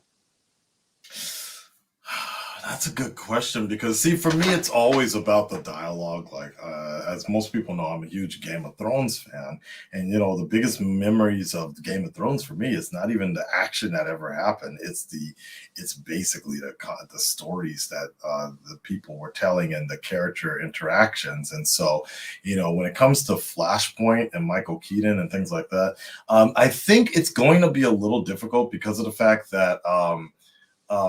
Michael Keaton is still a very active actor. So him just kind of being around and interacting with people isn't going to be as vintage as for most of us, Andrew Garfield and Tobey Maguire. When we say those names, we immediately think Spider-Man. When we say Michael Keaton, yes, we immediately think Batman, but at the same time, this dude was also Vulture.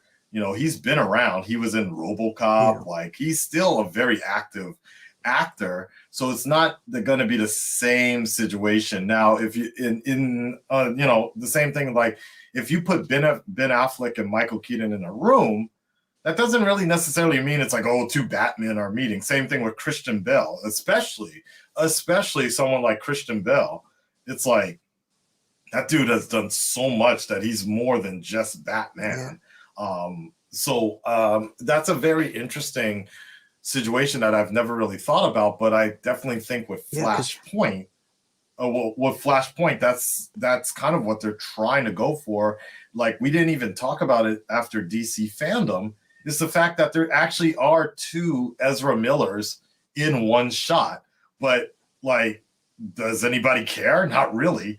But, they show Doctor Strange. Yeah. Do you think the Flash from the TV show is going to show up in that film? Probably. He'll probably do you think he'll have a cameo? No. Would you like it? Or would you not? Would you get hype about it? I honestly wouldn't care, to be honest. Like, and I don't care in DC movies. Our Warner Brothers and Warner Brothers movies don't care.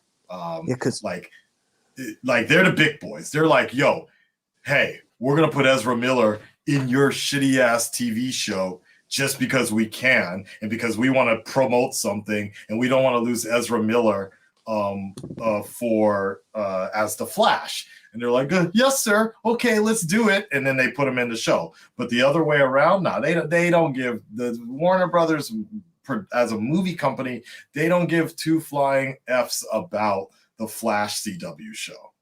Yeah.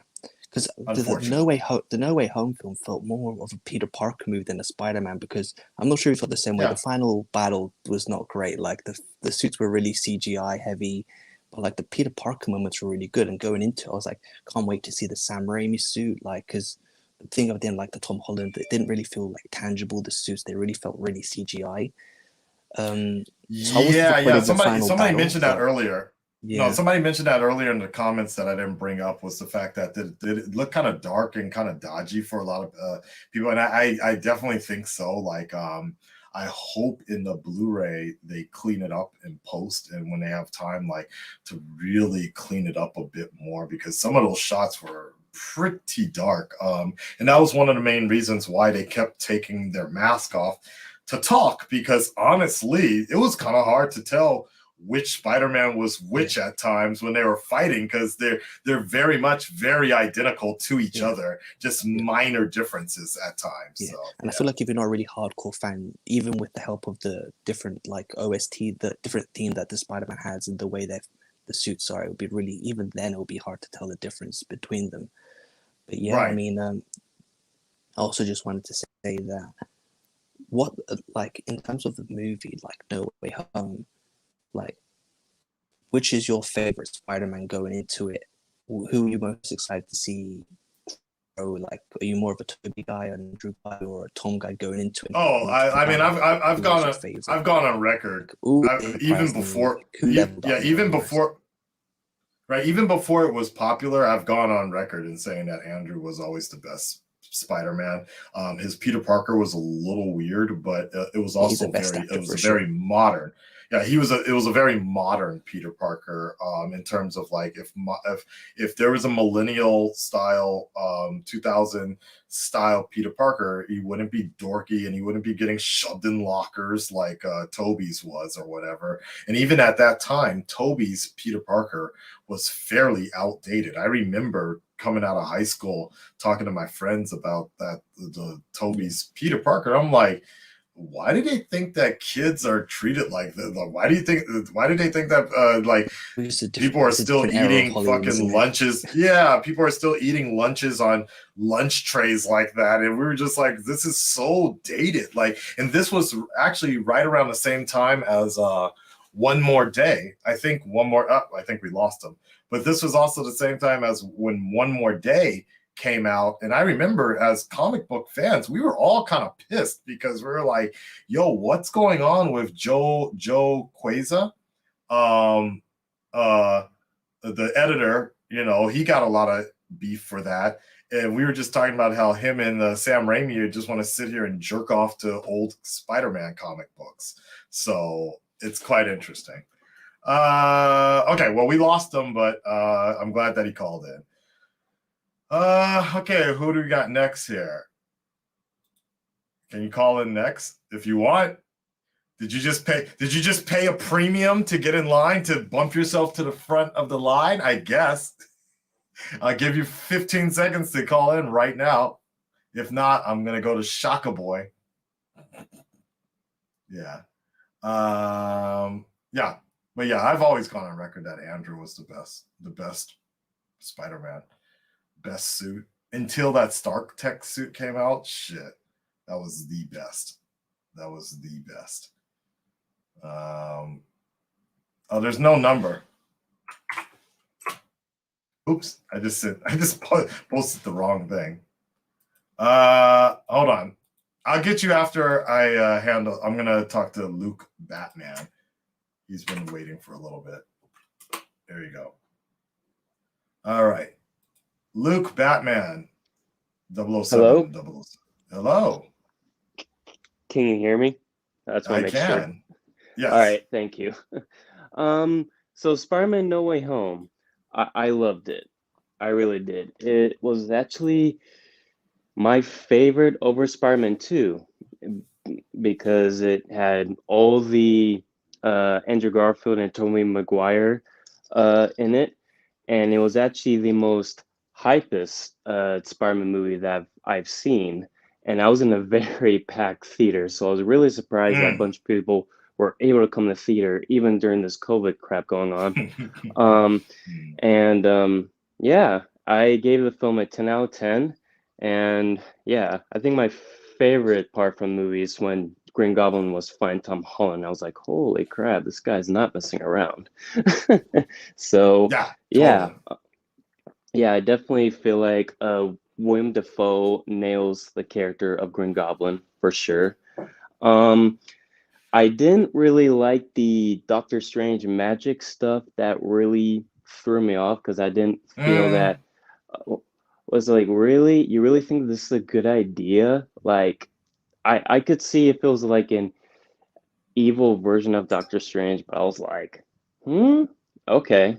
I guess that's just me though. Well, but I also think in retrospect, that's one of the reasons why they put that one thing about Doctor Strange was like, just call admissions, plead your case, and he was like, wait, what? He's like, wait, you didn't do that?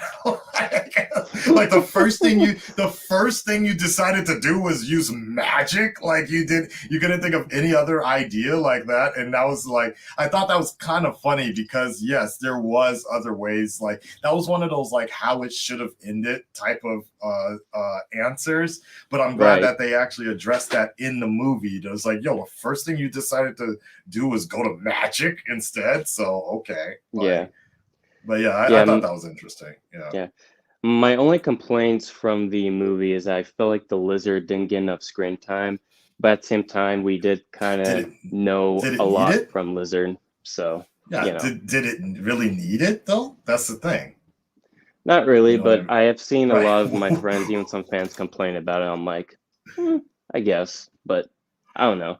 Okay, I that's like so dumb. Like, yeah, I maybe I could kind of understood that. I could kind of understand that if people literally were standing for the lizard, since the first Amazing Spider-Man movie came out. But you know, for a good amount, that everybody hated. Oh, well, not everybody, but I would say it's not universally, but nobody was out here saying like the lizard was one of the best movies ever, or best villains in that movie or whatever. So I'm like, forget about that. That's almost as bad. That's worse than the people that are up here saying now they want to see Andrew Garfield in a third movie. I'm like, where the hell were all of y'all when that movie first came out? Come on now. So yeah. Yeah.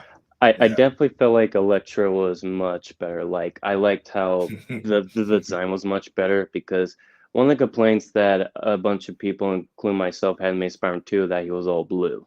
And I felt like, yeah, I do like this version a little bit better. Although the thing that kind of threw me off is that all the villains that get transported to the MCU universe, Doctor Strange said only people who knew Peter Parker as Spider-Man.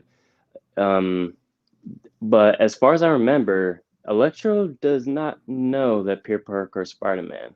Correct. So that kind of threw me off.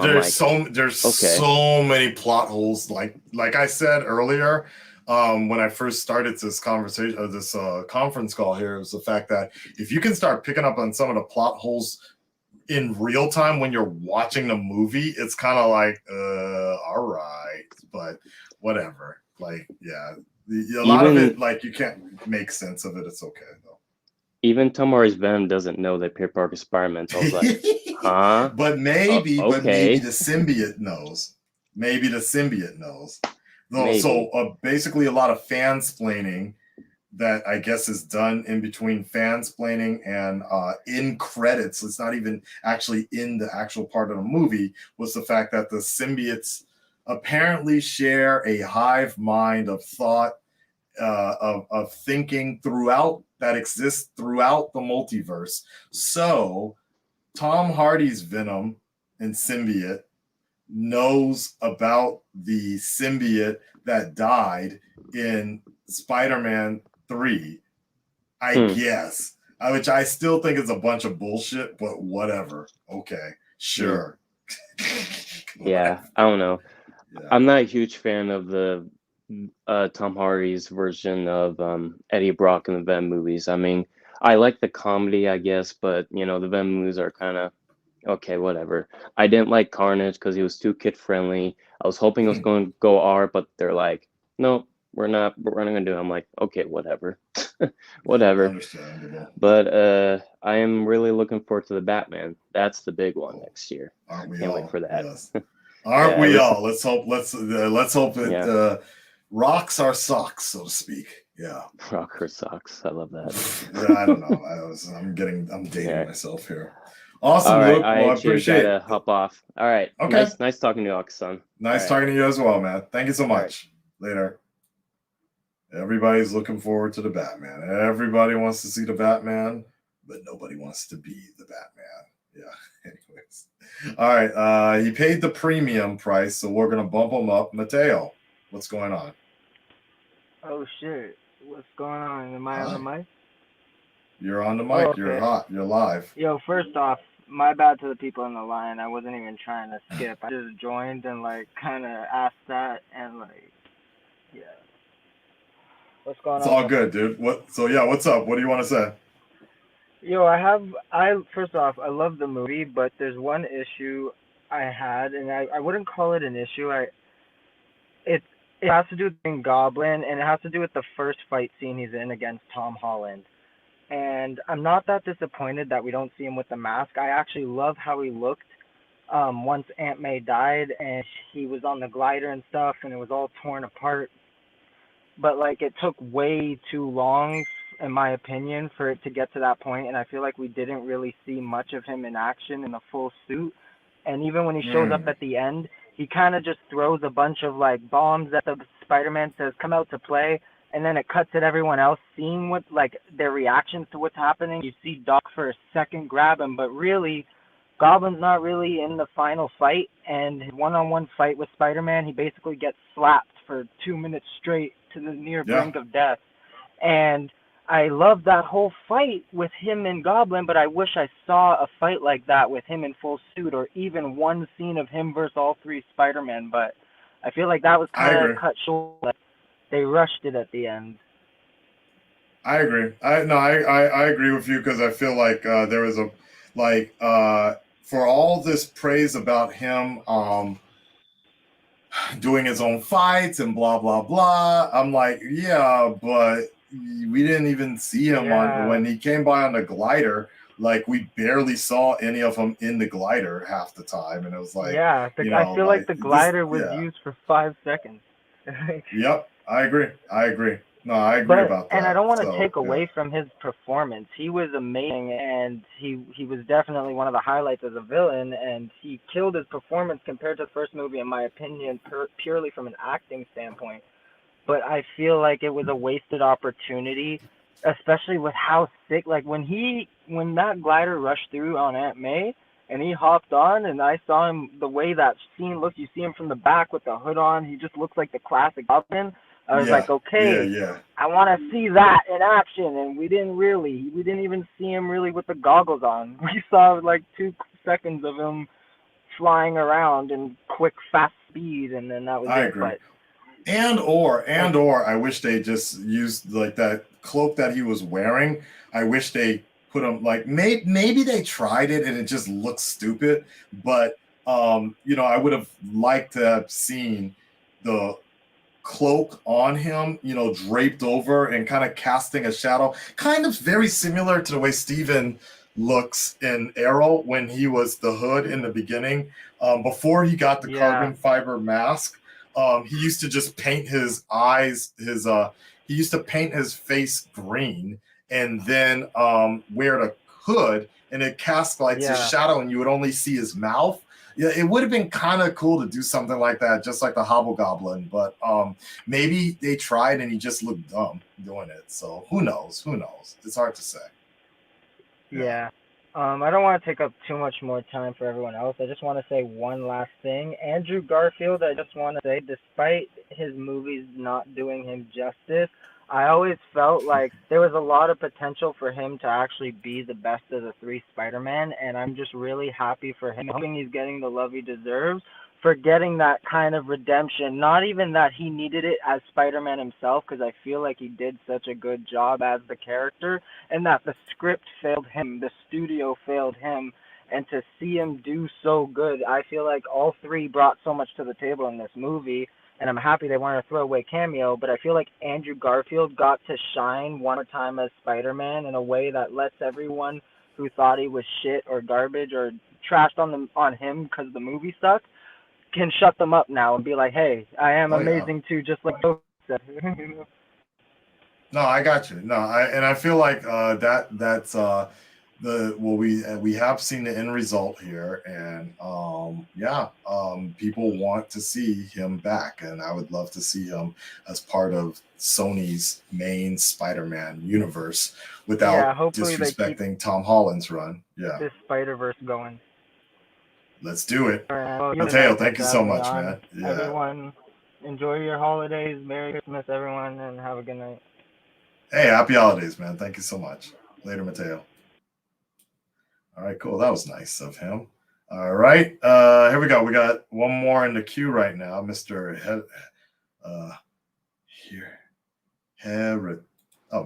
Heretic. What's up, man? Hey, how you doing? Am I saying that right?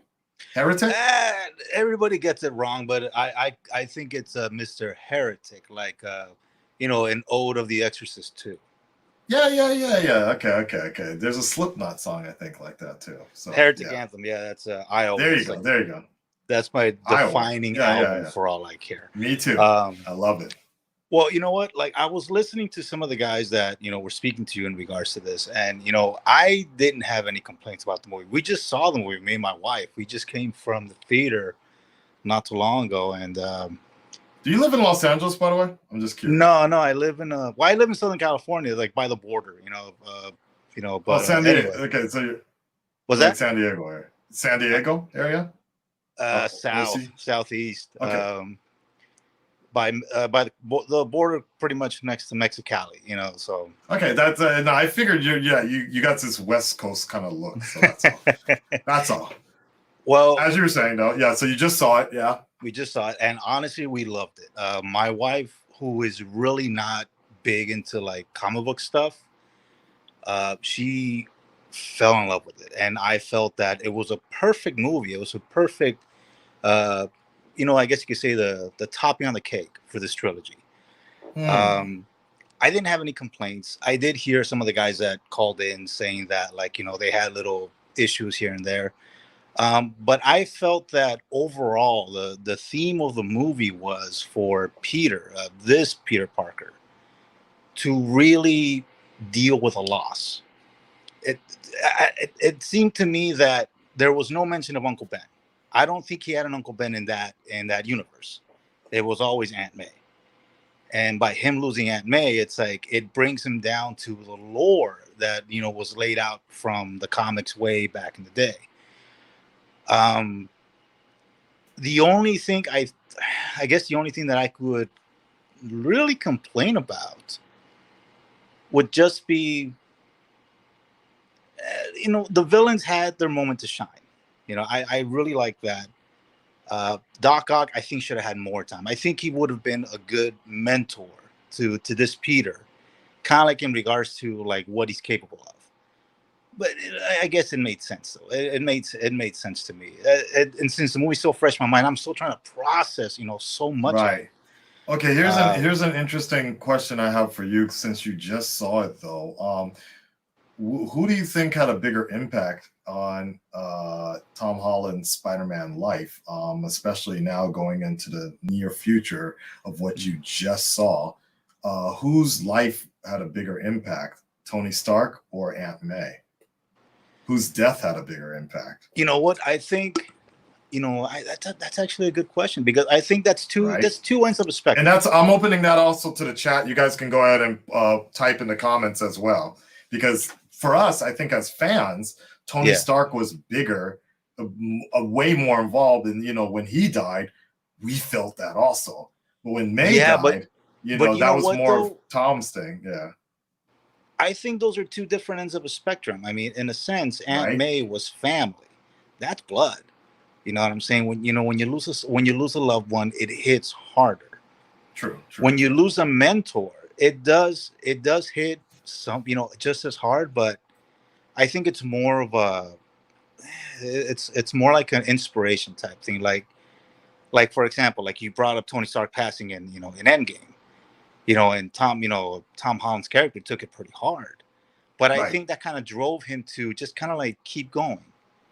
Whereas with Aunt May, with what happened in this movie, it could have easily just pretty much put his whole life, it derailed it completely.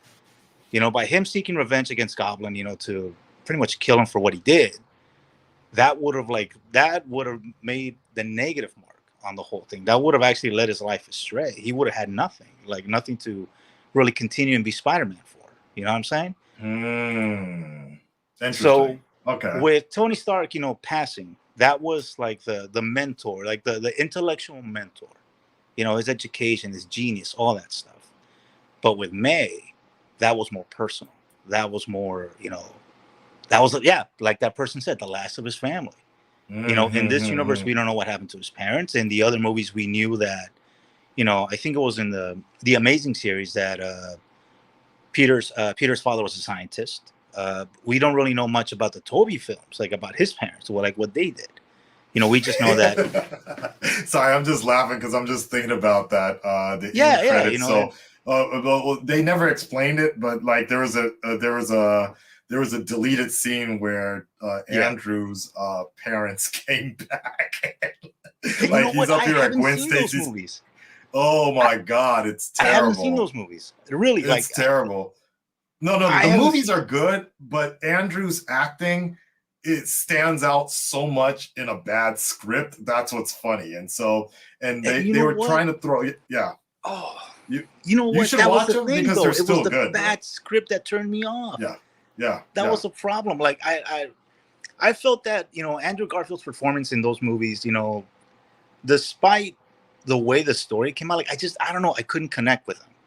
Like with the Tobey Maguire ones, like I connected with him because I kind of felt like, oh, that's a kid that, he's aspiring to be something bigger, and he was very humble. His aunt, tried her best to raise him right and everything, and but I couldn't really stick with the Andrew Garfield ones, and then with the new ones, the Tom Holland ones, I felt that it was a kid that when he got his powers, he didn't go that route where he did something that led to a tragedy. He just figured, you know what, I'm going to do what my aunt does and just be a good person. Yeah, you're right. Helping the neighborhood, whatever.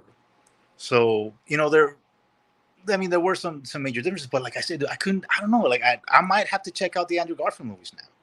They are really good. I personally think Amazing Spider-Man is great. Outside of some of the extra plots, like they're running like 4 different plots when they really only needed to focus on 2. And one of them that they could have just ditched was they tried to go the route of the fact that the Peter's parents were spies for the CIA, which is this is actually a canon storyline in the Amazing Spider-Man. They were spies or something, or they were SHIELD agents or whatever, and they had to be deep undercover, and that's why they left.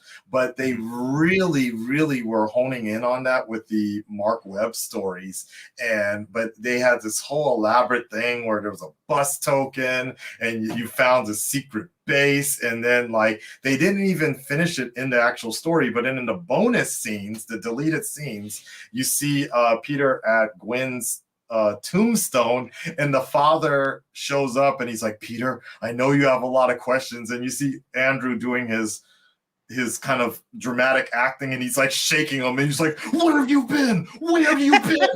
It's just hella hilarious. Okay, now because I love bad acting, I love overacting, I might just have to check them out now. No, Andrew's acting works really well in a good script. That's the thing, because people found him kind of ridiculous as Peter Parker, but when I really thought about it, and when I thought about the Amazing Spider-Man comics that I read as a kid, that was exactly on par. But there's just parts where he's talking to Harry, and he's throwing rocks into the water, and like he's like climbing on poles while talking, having the conversation. But I'm just like, that's kind of what a normal person would do, like just hanging out with their friend. Yeah, you're gonna like be leaning on things, but some people just felt that was kind of awkward. Like my girlfriend at that time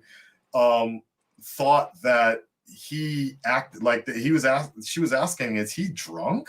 Like when he was talking to Gwen Stacy sometimes. I'm like, no, he's just trying to play this awkward kind of dude that doesn't know how to show his emotion. I'm like, okay. So, it was interesting though. But no, I think you will, rewatching it or watching it, at least the second movie, it'll kind of explain more things about No Way Home, especially Jamie Foxx, because Jamie Foxx as Electro in No Way Home is far better than the goofy person he was playing in The Amazing Spider-Man 2, but they also kind of make note of it because they're just like, that explains why he was so adamant on staying in that universe, because he was such a loser in Andrew Garfield's universe.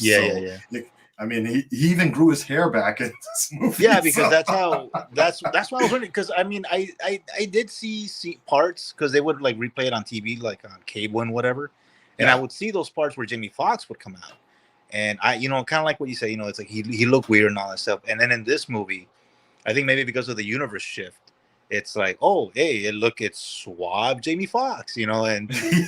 Yeah, and he's like, I don't want to go back. I'm not going back. I'm fly as hell in this universe. Right. He's like, I got that Disney money and I'm good, man. Listen, I'm not going back. But that's cool.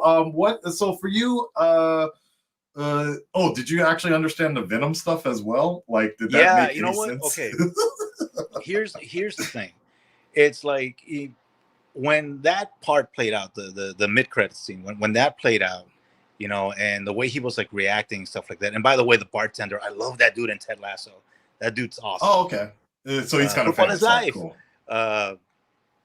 When he was asking all those questions, and the symbiote was like, you know, saying like, you know, I don't like rocks and whatever, you know, I felt that it was just a man out of place.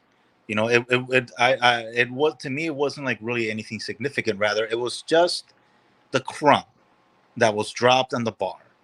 Because I do agree with the whole hive mind thing, but I think if that was the case, then the symbiote would have forced Eddie to, you know, let's get on a plane, let's go to New York, and let's find this guy. Like that would have been it. But I think by just leaving that's a very good point. Yeah, but just by leaving that one trace of the symbiote, and because he saw Peter in the on the TV, you know, and since, you know, it remembers everything, much like what we saw in Let There Be Carnage. He remembered all the stuff on the wall, on Cletus's cell and everything. That trace, since it's a hive mind, it's gonna still have that memory. So it's gonna make the long travel from whatever part of Mexico he was in, all the way to New York. And it's going to happen like we saw it in Spider-Man 3 with Sam Raimi. It's like he's just going to crawl in while he's asleep and just take over. Now the question remains, you know, much like how, like, I've been checking out like videos and whatever, talking about all that stuff, you know, who they could cast as Eddie Brock. I wouldn't mind seeing Tom Hardy return, you know, as that universe's Eddie Brock. But at the same time, it'd be kind of cool to have, I don't really want Flash Thompson as Venom in this one, because it doesn't fit. It just doesn't fit the mold. You know, we're used to the comic books and all that stuff, the source material and everything, so it doesn't necessarily fit. But we could have somebody that, you know, could be Eddie Brock this universe, or somebody that's like a big dude who worked at either the Bugle or wherever Peter decides to work, you know, now that he's basically starting over, you know, like a disgruntled employer or whatever. So when he rejects the suit, it attaches to somebody. But, you know, actually one question that my wife brought up when it came to that is, you know, since we're going to touch on the Venom movies, the whole compatibility thing, like I felt that was kind of like neat. But, you know, she said, unfortunately, it didn't make any sense though.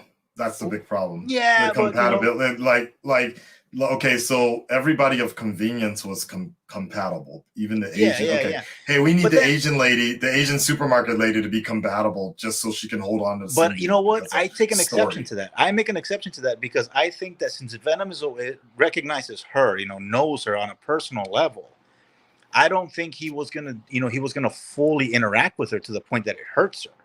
I think that he was just using her like a kind of like a safe house. You know what I'm saying? I guess so, but I mean, like, not to jump onto the garbage that was Venom 2, but the fact that the symbiote was jumping from person to person, essentially killing them, so he could go to a rave. I'm like, come on, man! Like, you know what? Here's the thing. Like, I actually love Let There Be Carnage. I love that movie just because of the fact that it was just wild and goofy and just like. I've never laughed so hard at a movie, you know. And even my wife. I'm glad somebody did. Yeah. You know, my wife went to see it with me. She's like, "No, cállate, you know, stop laughing." But I couldn't help myself because I was just like, you know, like, this is crazy. Like, I love it. Like, I love crazy. I'll give you that. I laughed, but not because it was good. But yeah, I was laughing at it. That's for sure. Yeah, you know, sometimes there's cheese and sometimes there's good cheese, and that was some good cheese. You know what I'm saying?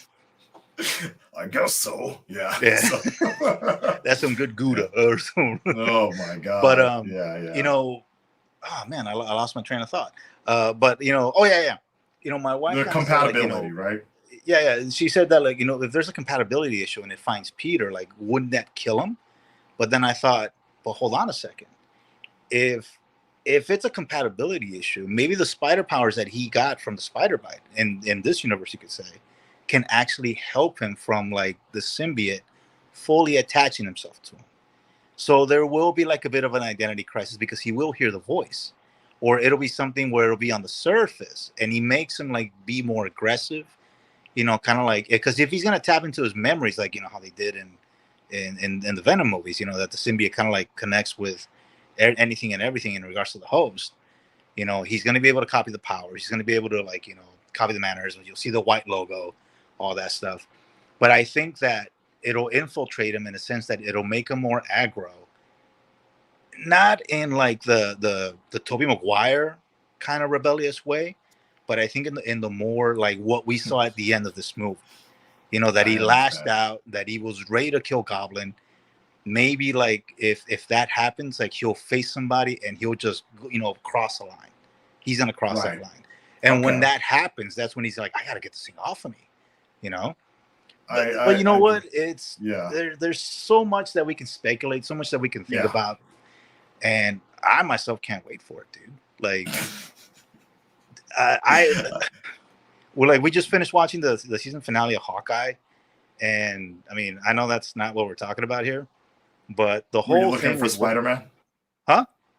Were you looking for Spider-Man? Because you know the final scene of Spider-Man, he goes not necessarily. by. I think that. I think that, you know, it was like a whole different fandom when it came to the Hawkeye finale, especially because of Kingpin, with Vincent D'Onofrio there. Okay. I felt that, like, you know, they couldn't have just taken him out like a punk, you know, just being shot head on. You know, spoiler, sorry. You know, but then again, they seem to find a way to just, you know, like, oh yeah, he got shot in the face, he's still alive, you know. Yeah, he'll be back. He'll be back. Yeah. But yeah, dude, this dude got hit by a car and everything, so yeah. But you know what, man? Like I said, I really love No Way Home. You know, me and the missus loved it. You know, I can't say I nitpick about it, but it does open the window. It does leave little tidbits as to what can happen from here on out. And frankly, dude, like, I can't wait. You know, I can't wait. I mean, it's a brand new day, as they would say. It's a brand new day. Yeah, it is. Yeah, literally. Spider-Man, brand new day, I guess. Hell yeah, dude. Awesome, man. Well, I appreciate you calling in, dude. Yeah, I'm glad you enjoyed the movie. It was great, right? Dude. So, yeah, give it a few months, and we'll be back with the Doctor Strange then. Yeah. Dude, don't even get me started on Doctor Strange, because like I'm already connecting what if stuff and all this stuff, you know. So between you and me, the Spider-Man game, yeah. Oh yeah. But between you and me, like when it comes to this, like my wife just looked at me and she's like, ugh. Like, I don't know. she had enough. She went out. She watched the movie. It's enough. Like, she's waiting for your recap to prepare her for the next movie. That's all. Oh my god, dude! Like, the drive back from the theater. She was like, "You better I give you 5 minutes, no more, no less." Yep. Yeah, my girlfriend, like, she was all with me up until I think Infinity War. After Infinity War, she was just like, I'm over it, because the level of hype she can't even get close to on even average scale. So like midnight showings, all of that. She's like, no, I'll watch it when it comes out on Netflix or something like that. You know what? So, actually, I will give my missus this much credit. She may not midnight showings. Oh, well, no, she she doesn't like the midnight showing stuff because, you know, like, frankly, like myself at the age that I'm at, I don't like being in a packed theater. You know, I like it. I'd rather be like, if there's like 10 people, that's fine. If it's just us, that's great. But if it's like a full house, we're going, we'll come back another time. But did she know who Matt Murdock was, by the way? Like, oh, dude, the Netflix Daredevil series is hands down her favorite series of all time. Okay, so she was aware then. Oh, she was very aware. I think when that scene played in the theater, she was the only one that wooed. Really? Whereas, where everybody's like, who's that guy? She was like, woo! And I was like, yeah, and high five. That was it. Okay. But, that's interesting. It's already got into that point where, like, it's only been out like for a weekend, or almost a week now, and it's like, it's already getting to the point where the casuals don't know who that person is. Yeah, it's and that's the thing. That's actually something, like, that's a discussion that me and my friends tend to have about, like, when it comes to these kind of movies, like, like, everybody goes, but then, like, you hear people saying, like, who's that? What's this? Whatever. And I tell them, like, dude, the bottom line is this: if they're gonna make a comic book movie, you have to leave it open for the casual viewer. You have to leave it open for the average Joe, because if you just make it for the hardcore, you might as well just, like, you're only gonna make half as much. Oh, so you're talking about Zack Snyder? Okay, yeah. Never mind. Yeah, that had to throw that one in. Yeah. Yeah, if you just You're make it making for the Zack Snyder nerds, movies. it's like Got it. you're only Yeah, gonna make got half it. the money. Yep. Like in one weekend, like that's it. And after that, it's just it Yep. drops down the list. But Yep. by leaving it open for the casual viewer, it's like, Yep. like, dude, you're just bringing people in. You're making people like, ooh, this was cool. Maybe I should go watch the original ones, or ooh, that was nice. Maybe I should watch the Tobey Maguire ones. That's exactly all it comes exactly down what's going on. Yeah. Yeah. And then it's up to us. It's up to us, the professionals or the gatekeepers, to try to slowly educate people or make recommendations. I know people who have only been watching the Avengers only movies.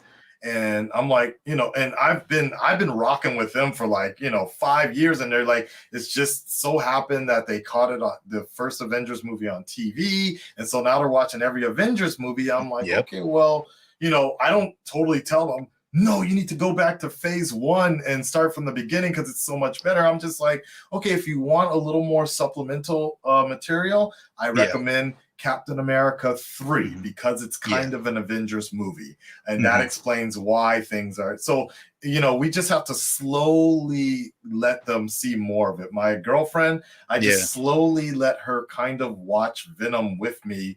Just it's been out for like 2 or 3 years now, but I just decided to turn it on Netflix, and she just kind of like a cat. She just kind of saw what I was watching, and then and then she started watching it with me, and I'm like, if she likes it, she likes it. If she doesn't, I'm not gonna get mad about it because personally, I don't like it, but I'm watching it. So you know what? It's funny because like my wife, like I didn't really get her into it. Like we saw Iron Man 2 in the theater. She was like, meh.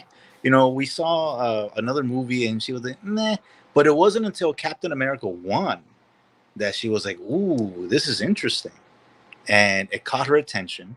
Yeah. And she's like, ooh, what's going on here? It's like, oh, well, it's this, and this. And she's like, oh, can I see those? Like, exactly. Got her. Like, I got her. Yes. That's usually how it happens. That usually, and to be honest, like as someone who has watched everything Marvel related, almost. I stopped with Agents of S.H.I.E.L.D. and some of the Agent Carter stuff. But, as somebody who's watched all the MCU direct stuff, most of it doesn't really need to be watched to at least get some satisfaction, you know, unless it's a love letter like Endgame. Like Endgame, I think, is one of the only few movies you should watch a few other ones beforehand. So, That's just that it's that one big piece of the pie. That it's like, sure, it's huge. Yeah. Well, you'll enjoy it. Yeah. You definitely should. Well, all right, man. I appreciate it. Thank you so much for calling in. Hey, man. Yeah. Merry I'm glad Christmas. you enjoyed the movie. Yeah. Happy New Year. Drinking a cold one for you, dude. Appreciate it. I'm holding Venom. Yeah, but that's good enough. Okay. All right, man. All right, later, man. Thank you so much. Later, man. Bye. Okay, cool. Let me see how good this new camera is. How fast it focuses. Not that fast. There we go. Isn't that cool? I couldn't do that with my previous camera. That always annoyed me so much. Oh my god. And this is like, look at that. Look at that ass. That symbiote ass. We should be going out blowing bad guys. Cookie monster ass, dude. All right. Let's continue here.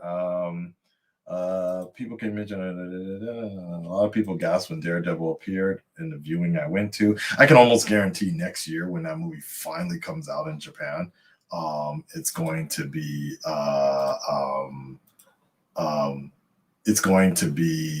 like crickets, dude. Nobody knows who the fuck Matt Murdock is and some other stuff, dude. It's gonna be crickets, but it's fine. It's fine. It's fine. Yeah, man. I mean, Mr. Heretic, he hit the nail on the head. When you make too much of a nerd movie for nerds only, you're excluding 60. I'd say it's a good 50 to 60 part of your audience that's going to be scratching their heads and be like, okay, I don't understand this enough, then I don't really care enough. Like, Fox's symbolism and Easter egg shit. Just tell a good story, you know what I'm saying? So, anyways. Oh, I love Daredevil though. Yeah, I love Daredevil. Yeah. All right. Let's go. Oh, dude, Good, what's up? sir. What's up, man? How Dude, you I doing? saw your. I'm good, man. How are you, by the way? I'm good. Thank you for Nice. asking.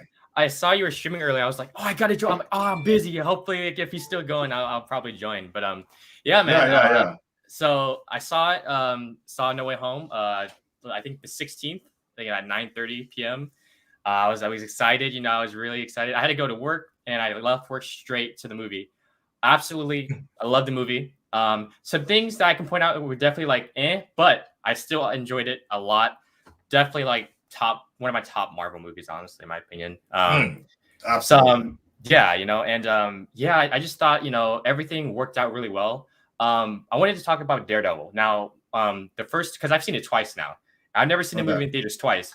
So like when I saw Daredevil first time, the crowd was like, "Oh, yo, it's Daredevil!" You know, it was like a lot of applause and stuff like that, which is cool. Saw it second time around, it was a lot less. I could tell why, because I feel like a lot less diehard fans, but you still, of course, a lot of fans and stuff. And there was a little like oh, like that and stuff.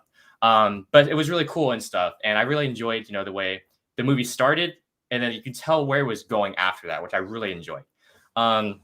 Some certain things I would say probably that was like maybe a little too long. Would probably be the whole like getting into college at MIT, with Ned, MJ and stuff like that. That was like too long for me, but that's fine. Honestly, I can look over that easy, honestly, because I know why that's in the movie. Because anyone that knows Spider-Man really closely can suffer from it. Makes a lot of sense. Right.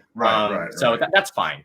One of my favorite parts, everyone's favorite part, like damn near, was when Toby and Andrew showed up. And the one thing I noticed right away with Andrew was when they showed him the CGI, when they showed like him, running through the portal, I was like, I can easily fucking tell with that. But I was like, I'll let it go.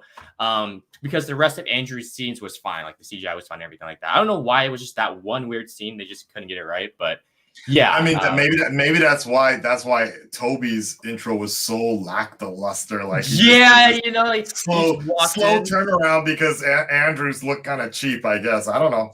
Yeah, but I've always I'm gonna rewatch that scene closely when I can see it in better quality. Right. And see if there's a problem because I think the main thing you're probably thinking about is the fact that Shang-Chi also used the sling ring the same way, but the illusion, the thing about that is, as far as I remember, Shang-Chi really used a super wide shot, and the illusion that made it believable was the fact that you saw the sparks bouncing around the environment of the bar scene. Right. And they held that scene open so much. But if I can't remember, but I think it was more of a closed-in medium shot with three people, and you couldn't see the full circle. So it really just looked like a green screen shot. And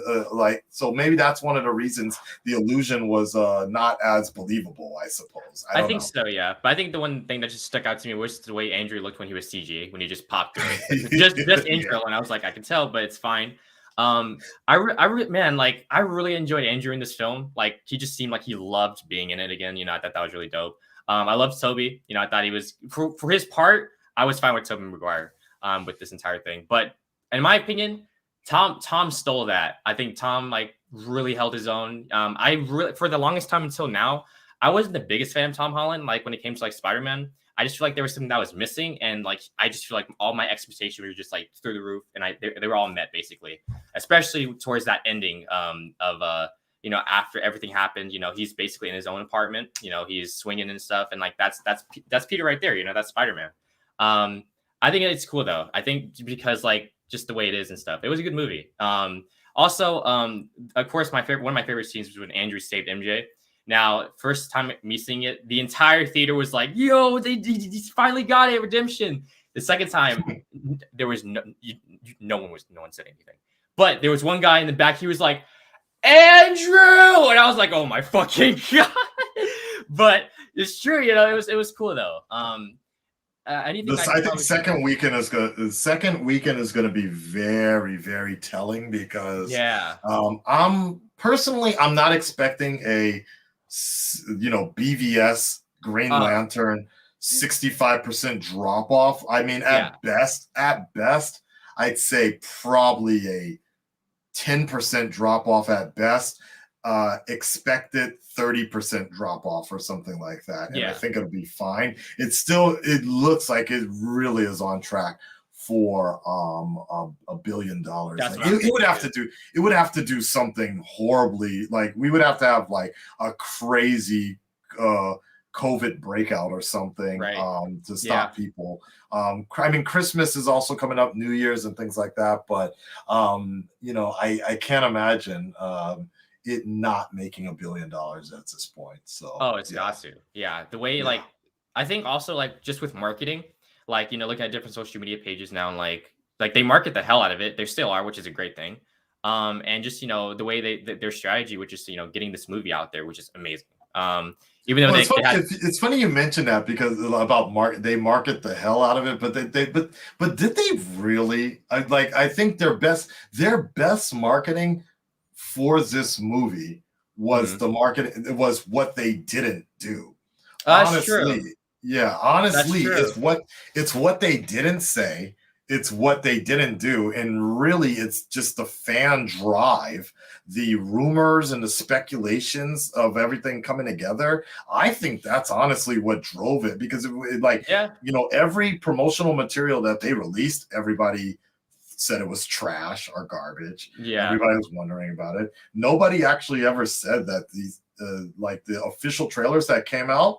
Nobody said these trailers were like masterpiece cut trailers. It's not like I personally, as far as I'm concerned, I didn't get the right hype. The only hype that I actually got from an official trailer was the teaser trailer, and that was it. So but it wasn't like previous Spider-Man trailers in the past. So I personally think the fan marketing and the rumor reveal is what made things stand out. And then we kind of knew it was going to be something important when all the servers crashed during pre-order time. We were like, oh damn, okay, yeah, that's crazy. Yeah, for sure. I think also just like the way this movie leaves a lot of what's next for not only Peter but like anything surrounding Spider-Man at this point. There's rumors with possibly a third film for Andrew, and then there's smaller rumors with Spider-Man 4 with Toby, but I'd rather I'm more interested, of course, in Andrew at this point at the moment, because I feel like Toby had his time. If we see Toby in other movies, that's fine. I'm cool with that. But I think just to complete it, let's get Andrew a third movie. And I agree. Yeah. No, because I feel like Andrew. I mean, Toby's story is pretty much done. Done. I think he looked done in that movie, to be honest. So I was just he just wants to go home, man. Yeah. And then I think it just leaves a lot more cool things for Tom's Spider-Man. The way he what he's doing after that. Of course there's multiple things with Craven, other villains, maybe possible new team ups with Daredevil and such. So it was a really great movie. In theory, I do wonder is I know that the hardcore fans have been praying for Tom's downfall and praying for this dude to be broken poor forever. But I am kind of curious if the MCU fans, the fans that essentially were introduced to Spider-Man through Civil War, what have you not, the ones that are used to Spider-Man being kind of high tech and things like that.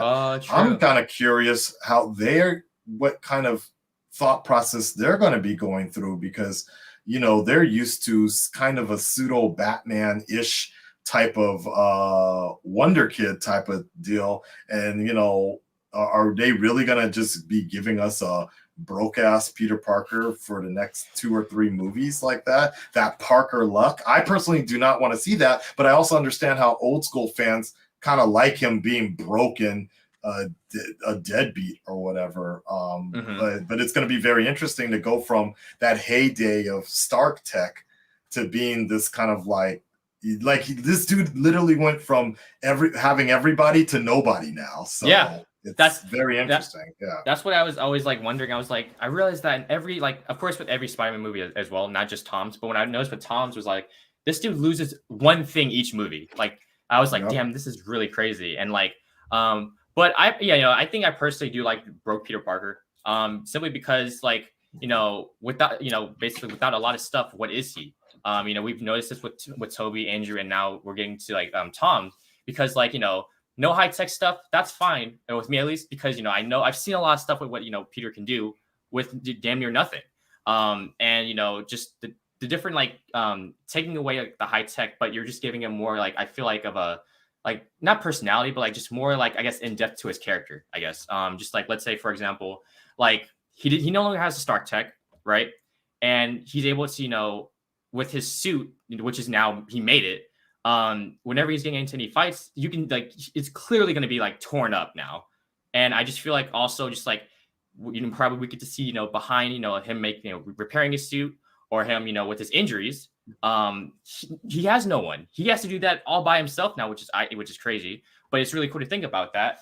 And it kind of, I feel like within, again, if they have another trilogy for Tom, I feel like it's going to really go into the mindset of how he is now, basically. Okay. And like, I feel like in this world of TikToks and YouTubes and shorts or whatever, right, I really would like to see the angle of Peter essentially Elon Musking himself, so to speak, or like, because I eventually would like to see Peter doing Parker Tech Parker Industries, or Parker Tech, like he's not going to be Iron Boy Jr. or whatever, but he will be the next Tony Stark. I mean, no, he's going to be the first Peter Parker with like his own company and things like that, because he can do it. He has that ability, and it's always been there in the MCU. But maybe for the first movie or so, we're going to be seeing him make his way there. And, who knows? Maybe he doesn't even need to go to college. The way, the whole Facebook millennial type of dream is like, maybe he gets a college degree, but he gets an online college degree and creates Stark Tech or his own tech type of stuff. Right. But, maybe his buddy, this is just hypothetical. I'm only thinking about this because of Arcane, but maybe his buddy online, Victor, hinting that this might be the future Victor Von Doom or something like that. That would be interesting. I'm just spitballing here. What if he gets a benefactor from Latveria? He gets some sort of anonymous benefactor from Latveria that's funding his projects in New York, and that essentially ends up being Victor Von Doom. And so there's going to be some sort of connection around there, but eventually he still turns into another genius playboy. Well, maybe not playboy, but a genius philanthropist. Like that. Reed Richards, same thing like that. I think there's so many worlds where Peter doesn't need to be broke all the time. I've always hated that aspect of the fact that the fandom could never accept a Peter Parker with money. I'm like, yo, what is he fighting for here? Come on, man. Like, like he can't be sitting at home single in his Aunt May's house for 40 years old. Come on, man. Like, and I think, like, I guess also giving them like that also like arc, get basically like building his own company and stuff, and like that would be great. Also, I see that comment. It's probably going to work with Mr. Fantastic. That'd be dope as hell. And if that's the case, that's really cool, because like, first he had everything, has nothing, then basically got everything back by himself or with other people. That's a great arc in itself, and like I agree. I agree. I feel like that he's on track to being like just great in the MCU still and stuff. And like it makes me really wonder, like, it makes me wonder like what's next, because like I know there's many different things right now in the MCU. Hawkeye was there. I've not even seen a single episode of Hawkeye. But like other not stuff, missing much. Thanks. But it's just there's other opportunities and stuff like that. With like crossing over and everything. I know the whole Secret Wars event could possibly be in the future. I actually haven't like I know the gist of Secret Wars, but I don't actually know like actually what goes into it, like certain characters and stuff and whatnot. But I know that Spider-Man, of course, is a part of it. He gets the black suit from it. Right. Sorry, I was thinking of Secret Invasion, but yeah. No, right. it's fine. It's fine. Yeah, but wait, which one is the one coming up in the MCU? Secret Wars or Secret Invasion? Invasion. Okay, yeah. Okay. Yeah, if they were doing Secret Wars, I'm like, how the hell would they do that? But, they have, I feel like they lost. They need more characters at the moment, but right. But yeah, it's cool, like to see how Peter's gone, the way Peter's going at the moment. And like I'm personally, I've never bought a single DVD Blu-ray disc in my life, but when No Way Home gets to Blu-ray, I'm buying it because I'm excited for it, honestly. And it was a good movie. Hopefully, good movie. I really enjoyed it. Clean some of it up in post. Yeah, we'll see. Yeah, that's true. Yeah. No, because some of those scenes at night, I'm like, there's a reason why they shot all of that on at night. At night, they shot it on a blue screen and decided to go with a night shot for everything. I was like, damn, man. Okay. Yeah, there's even like still certain scenes like I watched today and stuff. I was like, I still can't tell what the fuck that is, like because the way it's in dark, it's all dark. I can't tell, But I was which like, Spider-Man is that? Yeah. Oh yeah, there was like one scene where I don't know exactly what, but like I was like, is that Tom or Toby? I can't tell them. I know that's not Andrew, but that's either Tom or Toby. But right. Yeah, I know those night shots. But it's kind of acceptable in a world where literally their colors are all the same, red. Yeah, so it's like whatever. We'll have to It's not the end of the world here. That's fine. Yeah. It's a simple like look over. Honestly, like I can look past it. So that was honestly I enjoyed it. Excited to see what comes next for not only Peter Parker but the MCU. And we have Doctor Strange, which is coming up, which I'm excited for. So it's gonna be great. Gonna definitely be great.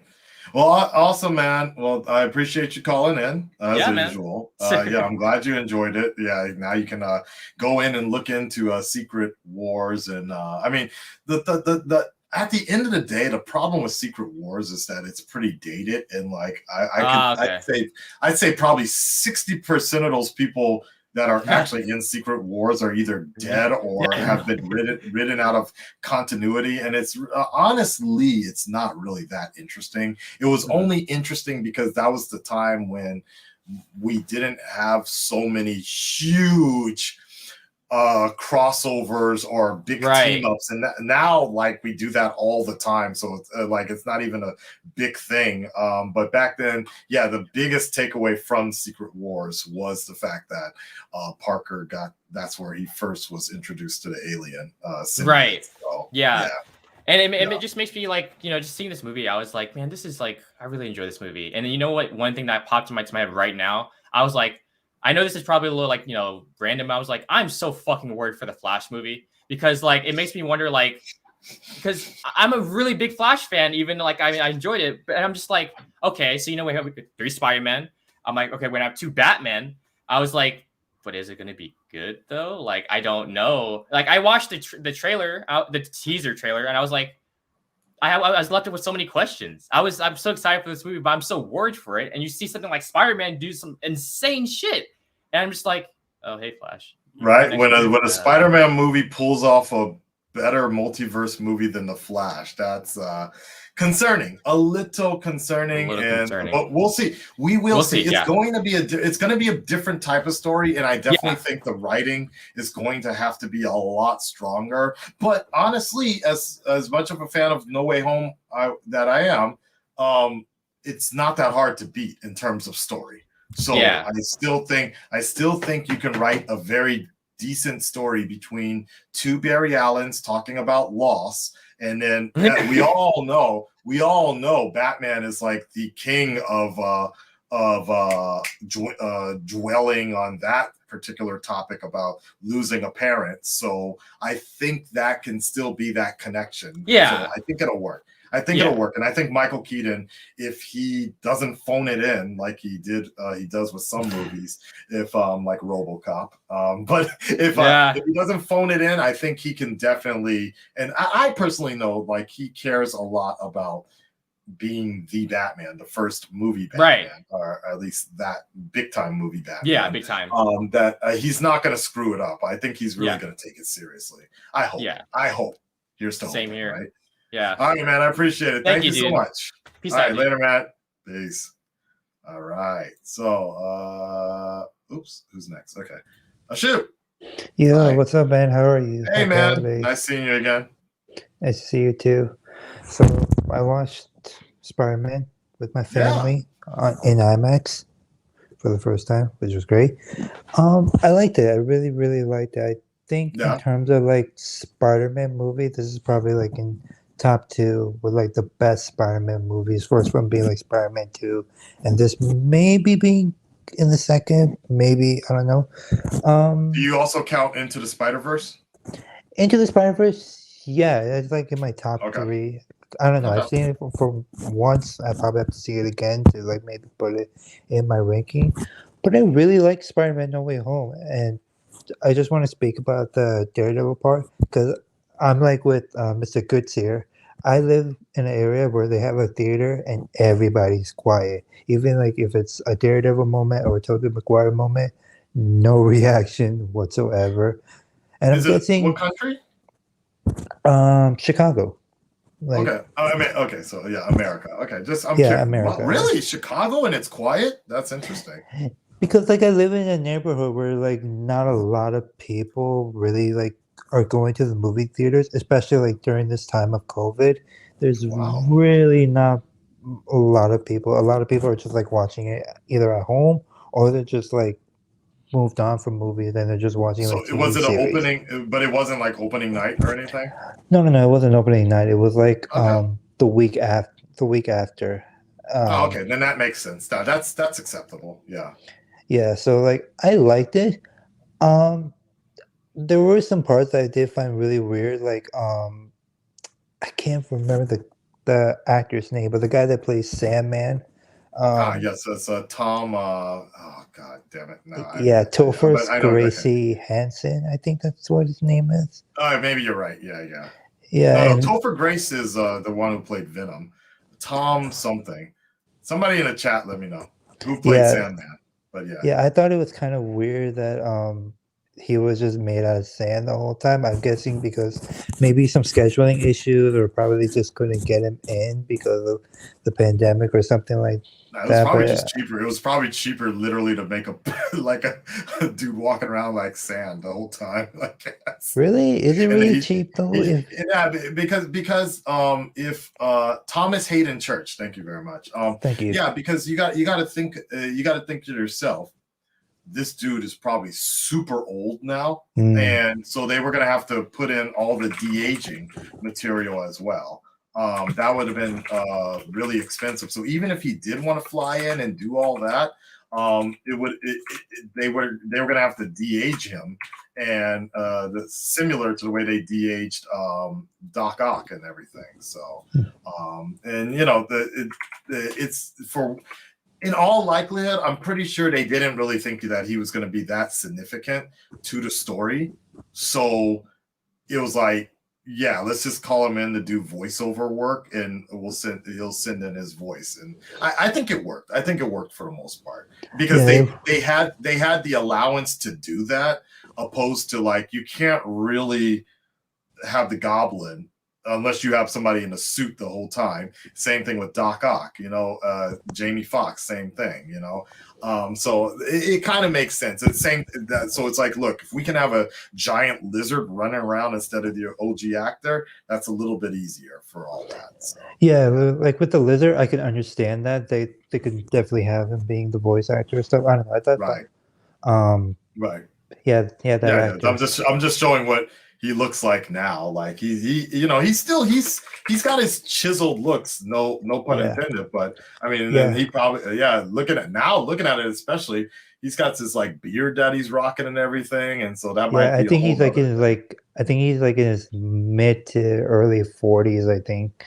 Yeah, I don't think this man was about to shave up and everything, and the last thing we need is another mustache gate like Justice League. So just make them all stand.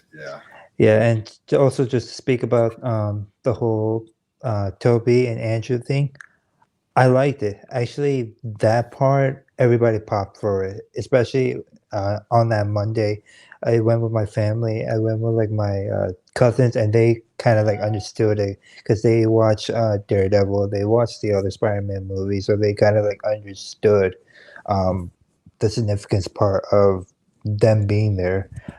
And I liked how almost like Andrew's story was kind of complete in a way. Like he finally got that redemption moment with like saving MJ. So it was in a way like for his character, he finally made peace with the fact that he failed to save one loved one, but he managed to save another Spider-Man's loved one in a way. So it almost like he can bring peace to himself that he's not like a failure.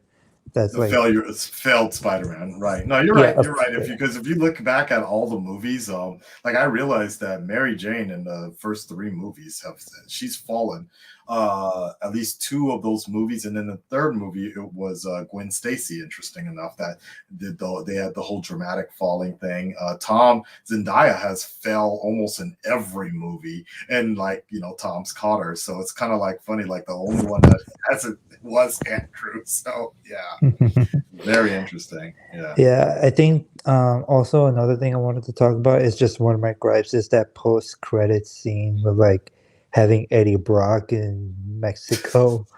What the hell was that? We're drunk. What was the point of even having him there in the first place? If you're just gonna leave the symbiote there, fine. But what was literally like the point of having him there just to be there and then to just take him out?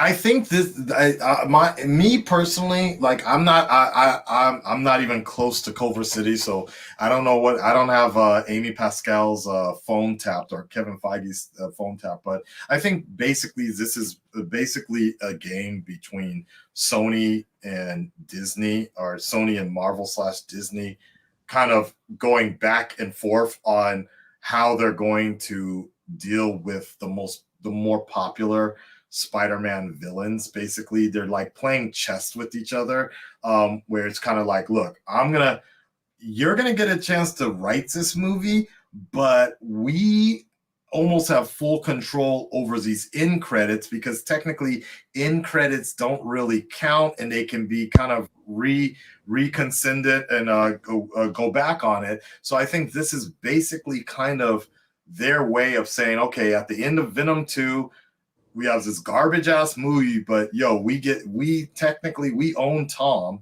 so we're gonna show him in this world. So now people are gonna think that Venom is part of the MCU. But hey, on this MCU produced movie, there's no way we're putting Tom Hardy in this movie, but you guys can do whatever you want with these end credits. And it's kind of like, okay, here's a little gag thing. You don't take it so seriously, but at the same time, here's a hint of things to come in the future if we do want to have a Venom in the MCU. So for me personally, I'm okay with this, because I don't really like the idea of this goes all the way back to the argument of if Andrew Garfield should have been the original guy to be in Civil War.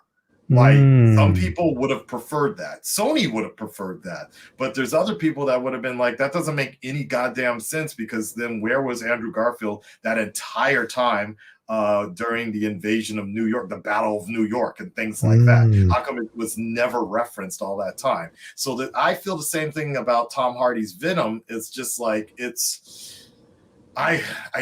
just too much has already happened at this point with Venom's world, particularly with Carnage and even Toxin, that now you want to try to throw in a Spider-Man, the MCU Spider-Man. It doesn't make any sense. So I'm okay with what they're kind of doing here. So now if it actually works, that's a whole nother question. So yeah, I'm guessing that they're probably just gonna have like a new like rebooted version of Eddie Brock. Maybe they're probably I'm gonna alright say with that, tell Sony, hey, you're done with the whole Venom storyline, so now we're gonna do our own version, probably do it better than I yours. think so. I kind of hope so. Tom Hardy stays, because I for the most part of what he was given, I thought he did a good job with what the directors for both movies told him to do. I think him and Venom were essentially like the best parts in like both of the movies. Like everybody else was okay, but Tom Hardy, like it was basically like the Tom Hardy show for those first two Venom movies. So I'm guessing it's they basically might. Tom Hardy talking to himself, which I from the beginning I already thought that was a bad idea to have the symbiote have a personality, and to call himself Venom was already kind of dumb. But at the same time, I also understand, because like you can't, like, a symbiote that doesn't communicate, and the symbiote does communicate in thought, so to speak, in the comics, which is fine occasionally. But for the longest time, my Venom, like Eddie just always referred to the symbiote as his other, or his other half, or whatever, and that was enough. And it's like, if the symbiote wanted to talk, they got to go full blown Venom, and then you hear a combination of Eddie's voice and the symbiote, and that was more than enough for me. But I also understand that they needed that would have been hard of us. That would have been a harder story to carry. So what Sony is doing, it's working. It's still making money. It's entertaining. They're creating a Venom that is more popular with the mainstream, anyways. So I can't fault them for that. So I'm totally fine with them creating another one that might work better for me within the MCU. If we need it. We may not need it, to be honest, at this point. Yeah, and that was like the whole multiverse of madness thing. You can easily have like maybe two different Eddie Brocks at the same time. You can have a Tom Hardy version, and you can have an MCU version now with them like bringing forth the multiverse thing.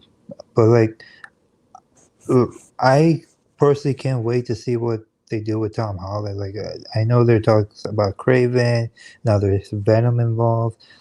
I'm really don't know what they can really do, because this whole like 3 movies almost feels like a 6-hour long origin story in a way for Tom Holland. I agree. And I agree. to be honest, to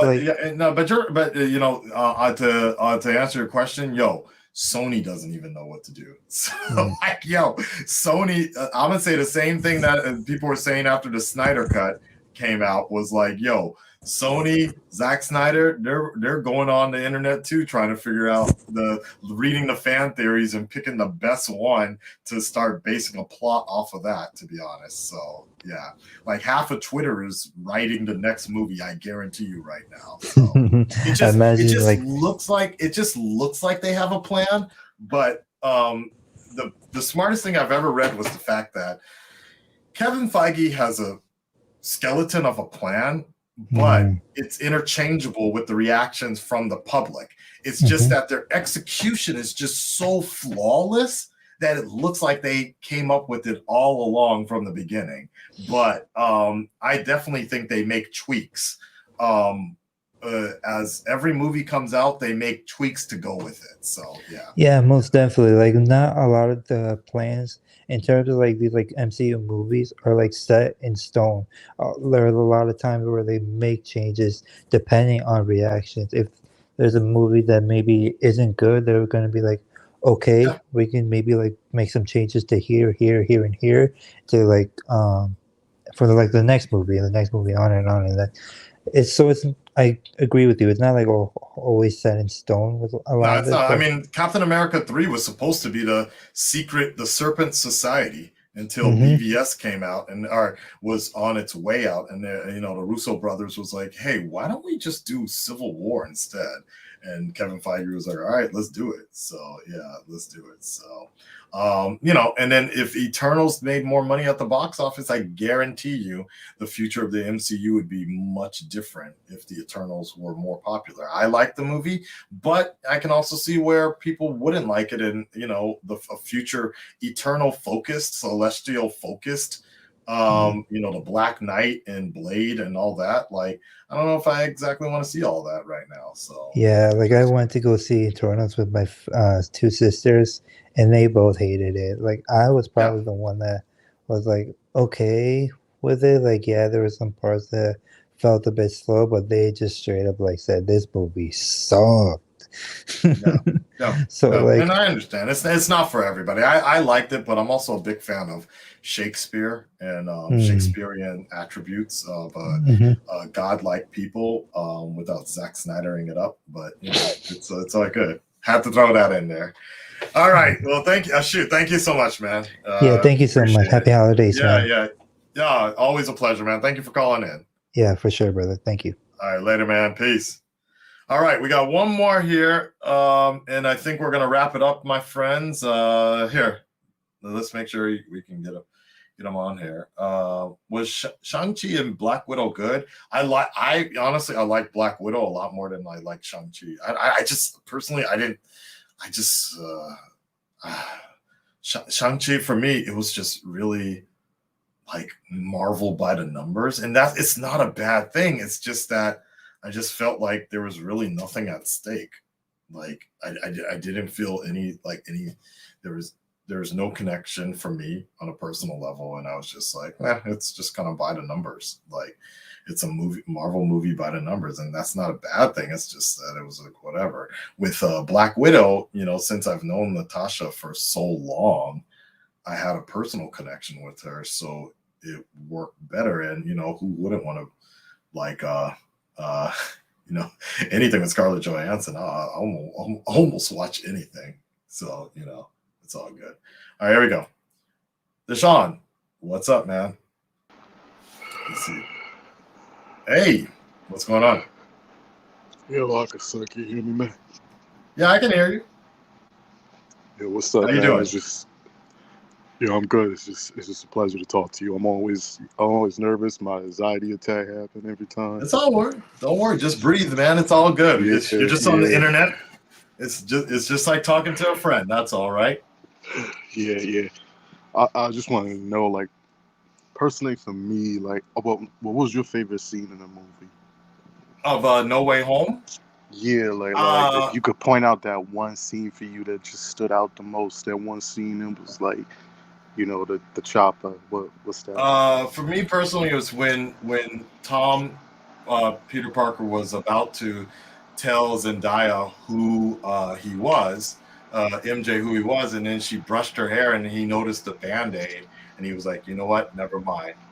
This is a bad idea. Like that one spoke to me as like, yo, he literally took the great power, the great responsibility situation to heart, and he was like, you know what, she's better off not knowing who I am right now because I don't want to get her mixed up in any of this. Akasan.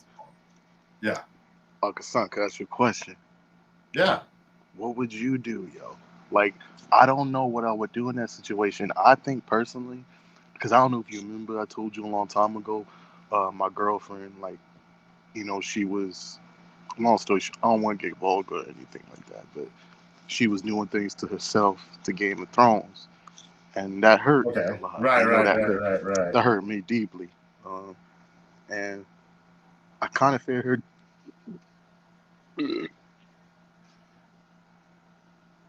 Yeah, right. Okay.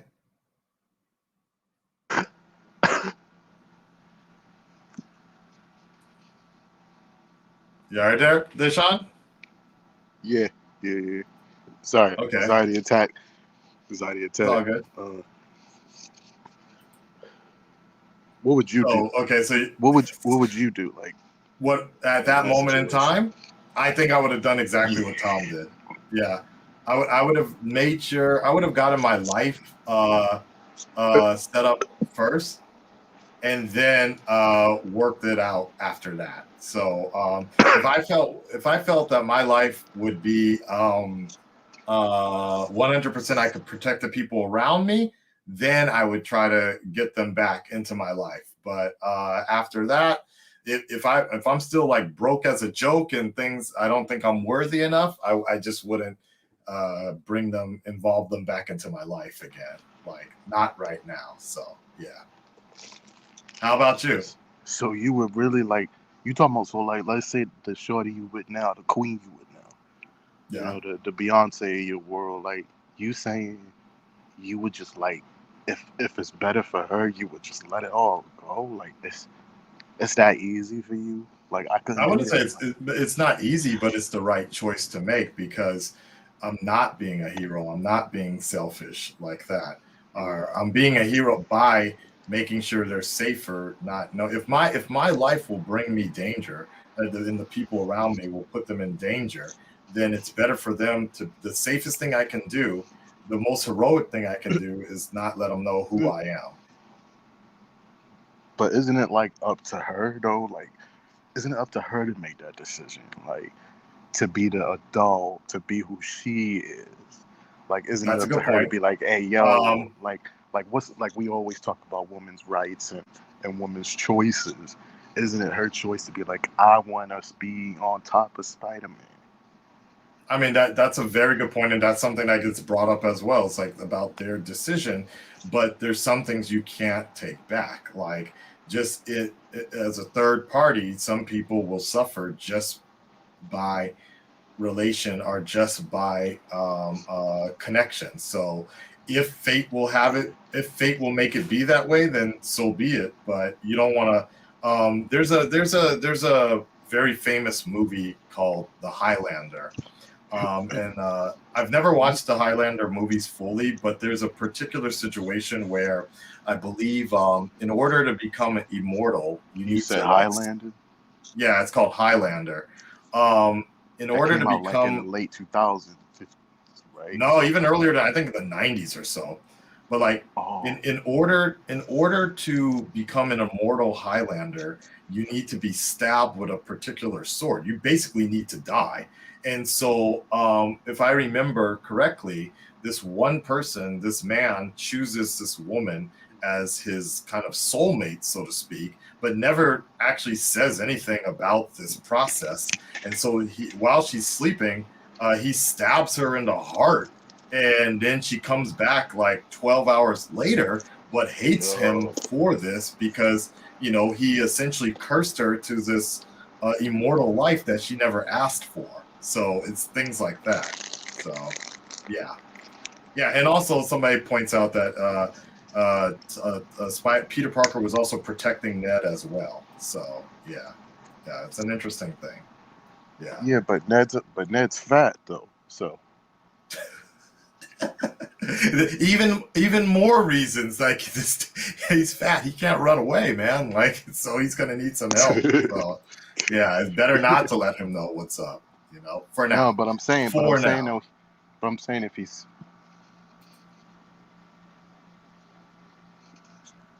what was that? If it's what?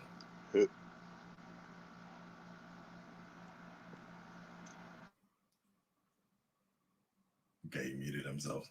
He'll be back in a second. Go ahead.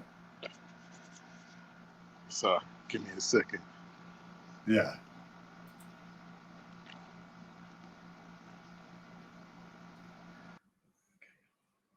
And we lost him. Okay. So that's Deshaun. Maybe it's bad Wi-Fi. Yeah, we'll chalk it up on bad Wi-Fi. There you go. Yeah.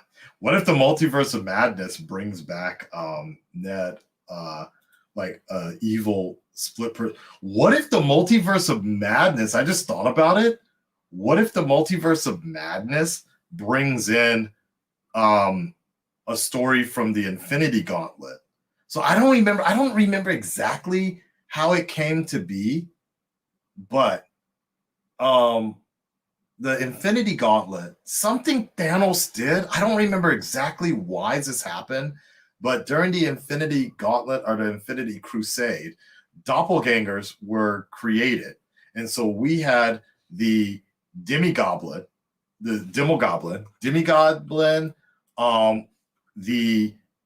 which was a Demigoblin, which was some fucking, if I recall correctly, somebody can correct me if I'm wrong, but if I recall correctly, the Demigoblin was this one, right? And so then this one was created from the Infinity Stones, and then there was the the Spider-Man. His pet was a Spider-Man doppel.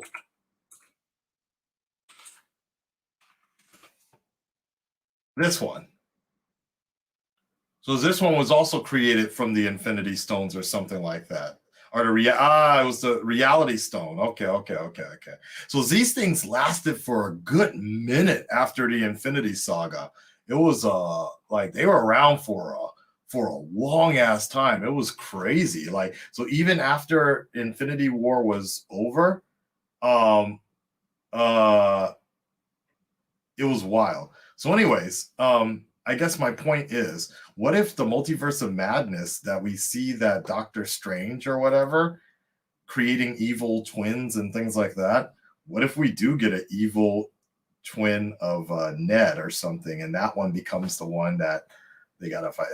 I still think that would be kind of dumb though. Like the thing, so we're kind of talking about Flash, the MCU Flash getting the symbiote and all that other stuff, right?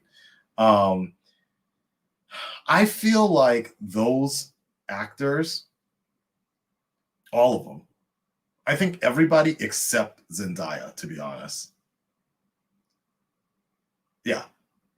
I think anybody that was part of Peter Parker's school life needs to just stay there. And I honestly would be okay with them not interacting in the future, in any future movie anytime soon. Zendaya is the exception, right? Ned,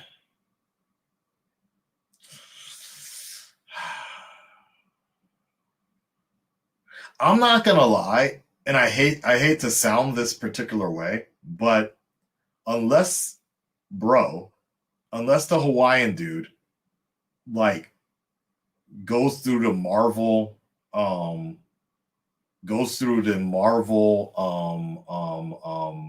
diet and everything and becomes like a tech genius, or whatever, starts to become like a Harry Osborn, you know what I'm kind of saying, like becomes like direct competition. They kind of touched upon it in Far From Home. I'm sorry, yeah, Far From Home, where the Asian kid came back all ripped and everything, you know what I'm saying?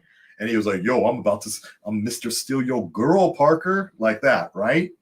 So all I'm saying is, like, if Ned, either they recast him or whatever, and he comes back as like a threat or whatever, like, but like to kind of be that dude, like when I look at Ned, I just look at him as like, okay, he's Peter's kid friend. That's it. That's enough. He's Peter's kid friend. And for the college years, like real college, I would love to see Peter. Man, I hate to say this because, people are going to get mad, but I honestly would not mind Tom Holland banging Felicia Hardy or something like that, finding a Harry Osborn, making new friends at his community college that he needs to deal with or whatever. He starts getting introduced into a whole new world, and part of him gets caught slipping, you know what I mean? And he's like, oh shit, man, why was I tripping over this chick? I hate to say that because people will get kind of mad at that, but I'm kind of like, yo, like the real world, he's going to grow up, he's going to meet new people, and maybe his heart is going to change a little bit. I don't know. People would be I know people would not like to see that. And I guess that goes against everything Parker kind of believes in, but honestly, that'd be kind of realistic a little bit. It's like he thinks that Mary MJ it'd be better not to. I mean, let me just present this to you on the table, okay? Just hear me out for a second. Kevin Feige, take notes. The whole point is he didn't connect to MJ again. He didn't connect to MJ because he doesn't want Zendaya to get hurt. Because Zendaya in his mind, could not take care of herself. Just like Deshaun was talking about, like, it's her choice, right? But he's taking that choice away from her. But what if he meets a woman who doesn't need protection, who can handle herself? She chose this life, and he falls in love with her or starts to be attracted to her, not because of her civilian personality, but because of her extracurricular activity. Sounds like the Black Cat to me, right? And then later down the line, you find out, Felicia Hardy and whatever, and maybe she's best friends with MJ or something like that, right? That'd be kind of wild. That'd be kind of interesting. I don't know. I just feel like that'd be an interesting situation. That'd be an interesting situation where Peter is dealing with the conflict of his old life that he still remembers and trying to pick up on that. But then the fact that he's meeting new people that are much more protected. What if his next best friend, instead of Ned, what if his next best friend just happens to be Johnny Storm? That dude's one of the most famous superheroes out there. You know what I'm saying? That'd be interesting, right? It'd be a very interesting situation, because the whole point is the fact that he can't protect these people of his old life, but going through college and whatever the world takes him, some of his his new best friends are legit superheroes, and they are vigilantes, and they can handle themselves. That'd be a very interesting conflict of what should he do with his life. But in somehow, some way, destiny will put him in the path of MJ again, and he starts to realize that he still loves that person the most, So it's an interesting thing. I'm just saying, Kevin Feige, Sony, take some notes. I'm just saying, as long as I can get special thanks in the credits. And a special thanks for Akasa. We saw your stream, and you're the ones that you inspired an all-new MCU. Yeah. It'd just be very interesting. I think that'd be pretty dope, right? Yeah, MJ becomes a model down the line, and he's like, oh, damn, dude. But I think in the MCU, she doesn't do any of that, right? She's just smart, right?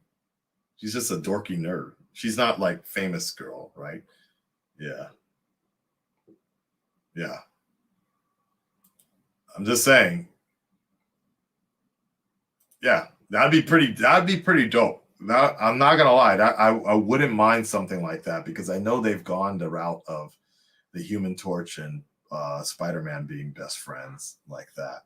And honestly speaking, if they were gonna go the alien symbiote route, that's not that bad of an idea. That's not that bad of an idea. So in the we do a time jump, we do a fucking time jump. It's been 1 or 2 years, and Peter's still trying to work his ass off so he can try to protect Mary Jane and all that.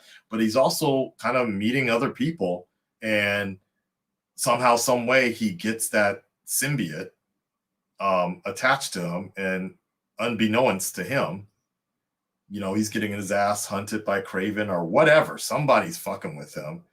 But he's starting to get kind of frustrated because he don't have anybody, and the alien connects to him because of that need for longingness or something like that, and feeds off of that. So when he's wearing that suit, he never feels like he's alone anymore, right? So the alien never communicates like fucking the Sony Venom version. Tom, Peter, we're gonna give you a blowjob or some bullshit like that. No, right? But it's just it's kind of like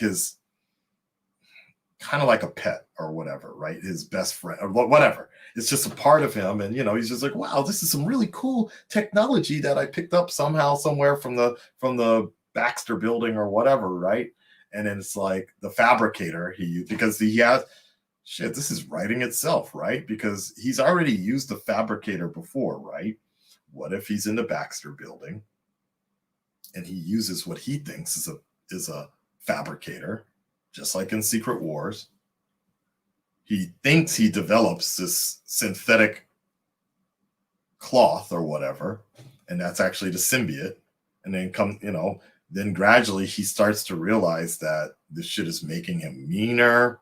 He's not gonna be doing some stupid dancing bullshit like that, but he is put up against some sort of antagonist like Craven or whoever, and almost murders somebody and realize that something's wrong with him. And he goes to the Fantastic Four to turn himself in or whatever. And then that's when they realize something's up with him. And, that's how they get rid of the alien symbiote or something like that. Or it's something to the point where they tell him, yeah, there's the symbiote is alive, and he realizes it's alive, but he needs that symbiote because he doesn't want to be alone. He doesn't want to be lonely or whatever. And it pushes him to the brink, to the point where he's like, oh, fuck, I got to get this shit off because I'm becoming everything Aunt May didn't want me to be. And, we do the whole church thing or whatever. And whoever he pissed off, an Eddie Brock archetype, whoever he pissed off in community college or whatever, ends up getting that symbiote and becomes Venom. Yeah. Yeah. No, exactly, dude. Exactly. The symbiote makes Peter kind of turn a blind eye. Like, I would go as even far as to say, like, Peter is stopping crime, but because he's broke as fuck, he starts taking some backhanded deals. Or the symbiote, unbeknownst to Peter, the symbiote will take some of that fucking cash or whatever and put it in his bank account, put it in a Bitcoin trust fund account or some shit like that. Like, Peter is like sleep. So this happened in a comic a lot where when Peter was sleeping, the symbiote would go out web slinging and be Spider-Man while Peter was fucking sleeping. And so, the symbiote would be out there doing crime, fighting crime and shit, but putting money in his bank account. So then that way the purists will be like, okay, it wasn't really Peter doing it. It was the symbiote doing it. It'd be an interesting situation, dude. It'd be an interesting fucking situation. Julian, sorry, I'm going to wrap up because I've been streaming for like 3 hours now. So we'll have to pick it up on the next time. I'm just saying that'd be an interesting pitch, right? I'm glad that we kind of thought about that. That's a whole nother one right there. Exactly. It would be interesting to see Felicia even surprised and scared at Peter's behavior with the symbiote. And that might be the thing that snaps him out. I honestly would not mind some sort of fling like that. Some sort of fling, and then somehow, some way, the symbiote might,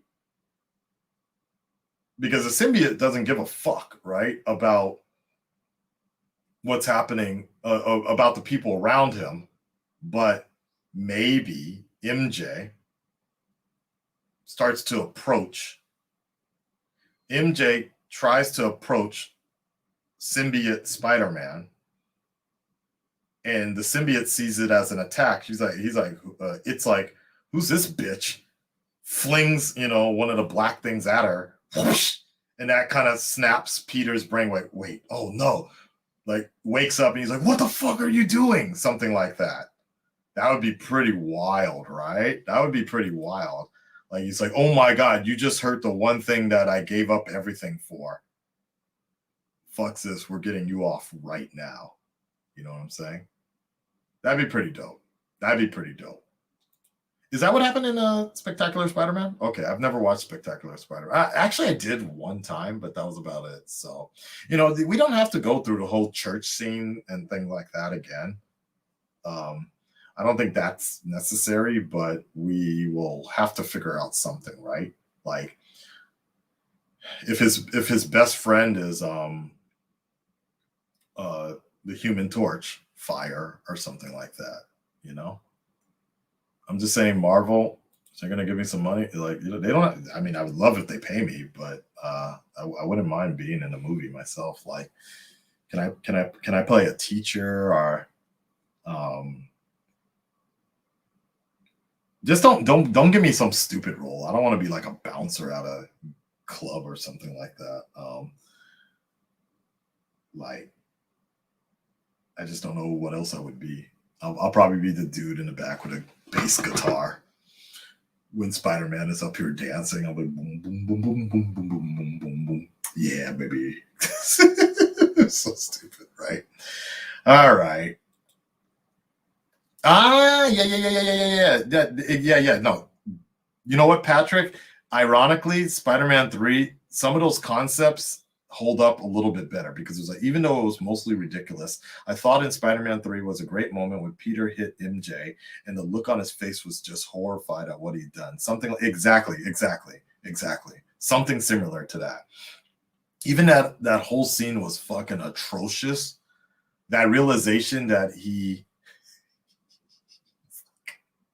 what's wrong with you? What's your problem? You're my problem.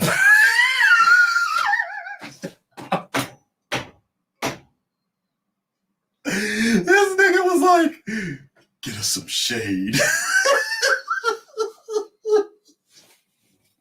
Yo, that was my first time watching that movie in like 20 years. And I'm like, yo, this is cornier than I remember. This dude was like, yo, get us some shade. He was up there dancing, had a whole dance montage and everything, dude. Oh, fuck. What's your problem? You're my problem. You'll get this rent when you fix this damn door. Yo, I'm not gonna lie, dude. Right? He did say that. Hey, hot lies. Hey, hot legs. You know what, saying? You're right. I'm just be a YouTuber. I mean, reactors are kind of a fucking, they're kind of meta anyways in the Marvel world anyways. All they gotta do is, if you can have all these like Twitch streamers and Free Guy, you can put Akasan. Like, I will fly into Atlanta. They put me in some rinky-dink box, fake Spidey outfits and shit. And I'll be like, guys, it's the Spidey Squad here, and I don't know what's going on with the Spider-Man recently, but things are getting kind of weird. But I am digging the black suit. Black is all that. Right? Something like that. Yo! Like, what did they say in BVS? Man, that bat's got Mina. I'm gonna just be that random black dude. Hey, man, the spider's got a bite now, son. Oh, shit. Just amazes me that you have that great moment I mentioned in the same scene as that bullshit. Yep. This dude, didn't he fucking stab a bouncer or something? Like, he took on a bouncer or broke his hand or some shit like that. Like, what's your problem? You're my problem. He was such a bitch to Mary Jane, dude. I didn't realize that scene was that scene went that hard, dude. Like, I don't remember how I blocked all of that from my mind. That movie so much, dude. Man. Yo, it was crazy, dude. And then J. Jonah Jameson was wearing the suit for a little while as well. I think that was the second movie as well. I think. I can't even remember anymore. Oh, fuck. Yeah, he fucking hold out Gwen just to show some shit off to him. Like, yeah. So the scene I was talking about earlier, I don't know. I don't want to get copyrighted for it, but yeah, it's okay. What I wanted to show you earlier was the fact that I was just laughing because I was trying like when Andrew Garfield's father or Peter Parker's father came back in a deleted scene, and like that was a big ass meme for the longest time because it was like they were saying like when your dick stopped working or something and suddenly decides to work when the girl leaves. He's like, "Where you been? Where you been?" They're like when you're shaking your dick awake. Where you been? Where you been? Huh? Huh? Yo, dude. Anyways, y'all, we're gonna wrap it up because I'm gonna I need to figure out what I'm gonna do. What's the runtime for the Matrix? I'm debating because I bought this screen thing for my TV, this reactor lights for my TV in the other room, and originally I was just gonna watch the Matrix Revolutions there, Resurrection there, but honestly, in terms of a reaction or whatever, it's just easier to film it right here. And I think in all likelihood, I'll probably just do that. The question is if I'm going to do it in a few hours or in an hour or so, or if I'm going to just, I don't know, do it tomorrow. I could do it tomorrow, to be honest. Like, I don't want to sit here for another 3 hours getting all my booty sweat and shit. But my Christmas dinner is going to be arriving later today, around 5 or 6 o'clock or something like that. So we'll see, dude. We shall see.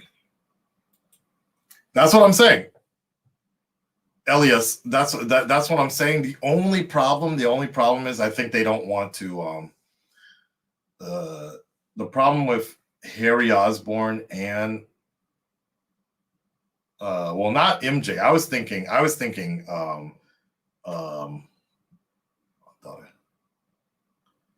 Gwen Stacy. The only problem is based on this Disney / Marvel / Sony agreement. All the characters need to be kind of algorithmic mashups. So like Ned Leeds is a whack character that nobody that Sony doesn't need to use ever. Like the comic version of Ned Leeds has like almost little to no connection to Peter. So that's why they gave Ned that name, but his personality is more like Genki in Miles' world. And then MJ but her name is Michelle Jane or Watson. No, her name is Michelle Williams, but Watson is her legal name or some bullshit like that. But at this point, they're just like, okay, it's an MJ, but she's not the MJ, if that makes sense, right? So if they were going to introduce a Gwen Stacy, Michelle Jones, thank you. If Michelle Jones is going to be, I'm sorry, if you're going to give Tom Holland a Gwen Stacy, they're going to have to bring in some chick and call her like Guinevere Stacy or some bullshit like that. You know what I'm saying? It's going to have to be like, it can't be the Gwen Stacy. It's going to have to be a mix of something, right? So maybe they'll call her Felicia Stacy or some shit like that. It's going to be something dumb, dude. Gwen Beck, or yeah, Gwendolyn, like that, right? Yeah, Gwendolyn Cat or some bullshit like that. No, I'm trying to think of another one of other Peter's other interests. They've got Betty Brant. Wait, did they do Betty Brant? Oh, they already used Betty Brant. They used who was the chick in Homecoming? It was wait, what? Gwen was in No Way Home? Liz Allen. Okay, so Liz Allen was already used, right?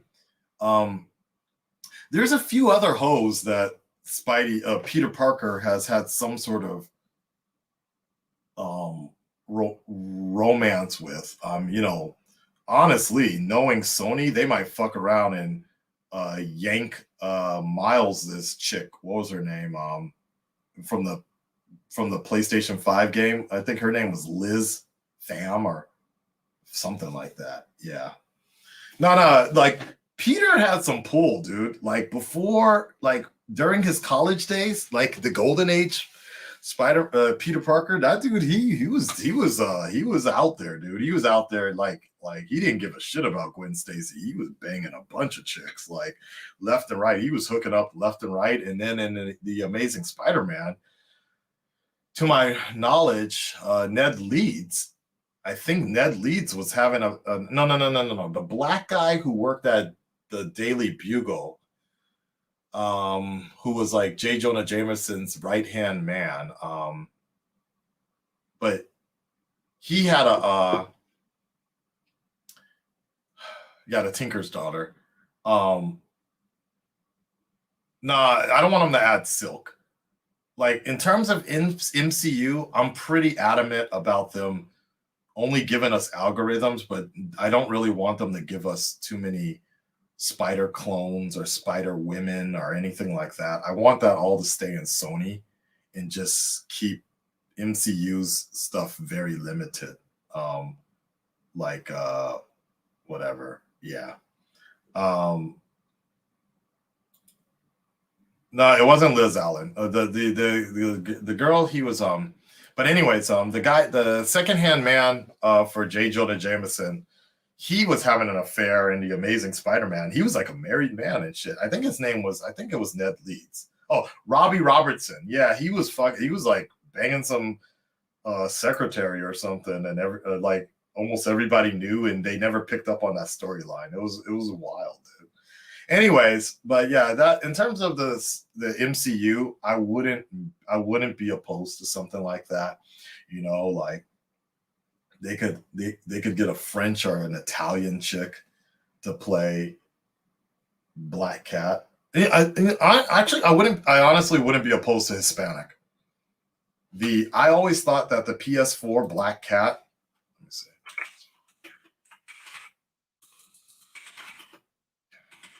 PS4 Black Cat was pretty thick, like a Hispanic chick, dude. Like, yo, she was hella thick, dude. Like, that ass, like that, like she could literally go both ways in terms of like she could either be like Hispanic. I gotta be careful. You don't know what the fuck we'll find online doing a straight Google search. Like she kind of looks like Liv Taylor, to be honest. She kind of looked like Liv Taylor a little bit. Yeah. She kind of looked like Liv Taylor. But yeah, anybody could like handle that, dude. Yeah. Yeah. Anyways, all right, guys. So tomorrow is Christmas Eve. I will be cooking. I might stream a little bit. Depends on how I feel. We might have a little bit of a cooking stream just for you guys to be part of that. But I also want to remind you, don't know if you talked about this. Well, I do a discussion of Hawkeye. No, we did. That was it. Today was the discussion. It began and ended with, I can do this all day. God, dude. The last I want to do is talk about Hawkeye. Like, it wasn't disappointing. It just wasn't that interesting either. So, yeah. God, dude, I was doing fine. I honestly was like, you know what, that was a pretty okay show. Nothing big, but it wasn't supposed to be big. And then they wanted to hit us up with that end credit. They wanted to waste my time with that bullshit. Like honestly, if I would have forgiven them. I would have forgiven them if we got at least one shot of Kingpin with his eyes taped up or some bullshit like that, right? Or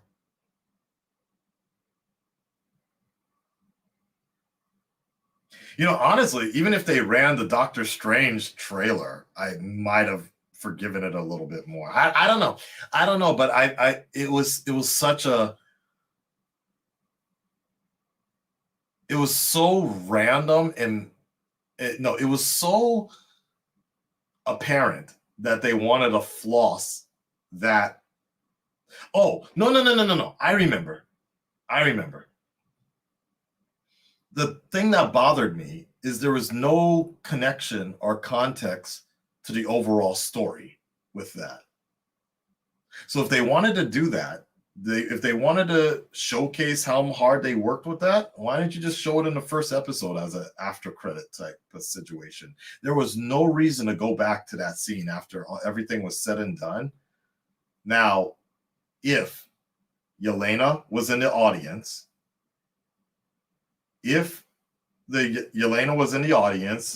eating, and she was just like, what the fuck? Like that? Or just kind of looking around and seeing how everybody was so excited, or seeing another girl dressed up like Natasha and something, and that, it was like, it's my first time in New York, like that, and she showed it, like, and then she kind of looked around. She didn't even need to be on set. They literally could have superimposed her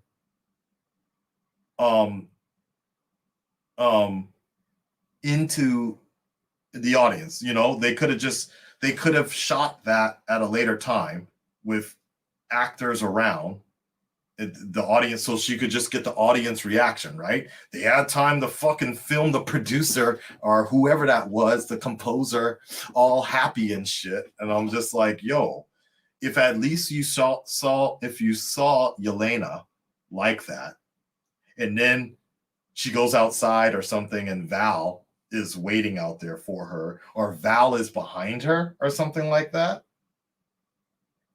watching her or something like that, then it would have made more sense for me personally. But this overflow, like, for me, this is Marvel. No, this is producers doing what they do best, and it's called creative masturbation, where they like, yo, we spent so much time on this and we think you're gonna like it, so here's 5 minutes of this shit. And the Warner Brothers does the same thing all the time, because specifically because Warner Brothers is an older company, so they're really big onto the musicals and like showing how much of these older properties that they have, that they do the same thing. Like, they'll break out in song and dance, and if they can, they'll get away with it as long as they can, because that's the old style film and show. But I'm just like, yo, this is dumb, dude. Like I hate if there are two things about the Hawkeye show that annoyed me the most, it was the disrespect with that musical. Because how the hell does everybody know? How the hell is there's so much public knowledge? I mean, to be fair, all of S.H.I.E.L.D.'s shit was leaked out to the internet, so I was just like, okay, but I'm like, damn, they specifically know a shitload of information about what went down in the Battle of New York, right? Loki and Thanos, and like I'm just like, what is up with these fucking WikiLeaks and shit, right? But then, what was my point? My point was, there are two things, that and then the LARPing. I was just like, yo, like, you can't, like, and so for me, this is a very dangerous game that they're playing, because they're tiptoeing on falling into a pit of CW shit, if that makes sense. You have so much goodwill right now with after Endgame of being a fucking serious $2 billion franchise, and we take the MCU so seriously. But if you start with these Disney shows, you start fucking around and playing a little too much, there's an audience that really enjoys it. But if you push too hard, you're gonna basically fall into the CW, and people like me, real motherfuckers, people like me will never come back. like the Flash. You're going to go so far into a particular direction that only certain people are going to, oh man, this is so funny. It's so cool. It's so funny and so goofy and shit like that. Ooh, lightsabers in a fucking speedster battle. This is so funny. This is so funny. Yeah, funny for you, then I'm out. Bye. That's my thing. That's my biggest issue with that. It's like it's funny for a gag, but when you start going too far, there's something else that Bebo. It's like Bebo. It's funny when it first happened, but if you start making that your entire identity at a certain point, and all the show is Bebo at some point, that ain't for me. That's just not for me. Thanos was right. Funny when somebody graffitis it onto the stall. Not so funny when somebody has an ecstasy account making mugs and people are just randomly buying it. Thanos was right about eliminating half the all living species. The fuck? What? What? So you want me? So if I go around on YouTube, if I have a glass that says Hitler was right, Hitler is my homie, is that funny? You know what I mean? Like they gotta be really careful when they're doing shit like that, because that just wasn't. I was like, come on, man, like keep like let's not forget some of this shit, you know? So fucking stupid, dude.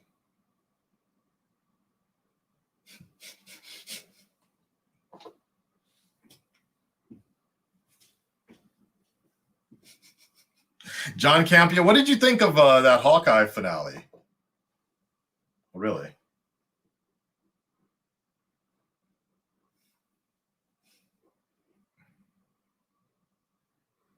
Damn. Well, I mean, what do you think about the future of the MCU? I see.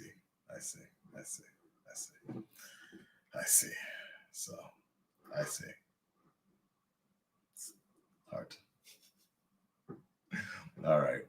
Anyways, more funny ruins the seriousness of a character, especially when a character isn't supposed to be funny or whatever. Funny. Exactly. I'm like, look, keep the story around Hawkeye and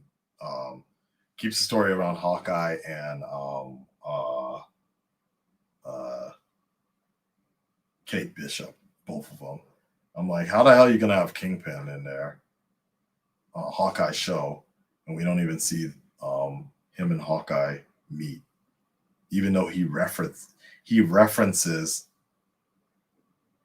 Kingpin like all the time. I'm like, yo, I'd like to kind of see them meet, be in the same scene together. I know it doesn't work like that, but and then that's a whole nother thing. I'm like, that Maya turnaround, like Kingpin wasn't joking. That turnaround with Maya was really quick. I'm like, wait, so Clint basically tells you that an order was put in, like set up or whatever, right? To kill your father, and you just take it like that. That's it. That's all that was needed. I mean, am I missing something? She did question Jon Snow about it.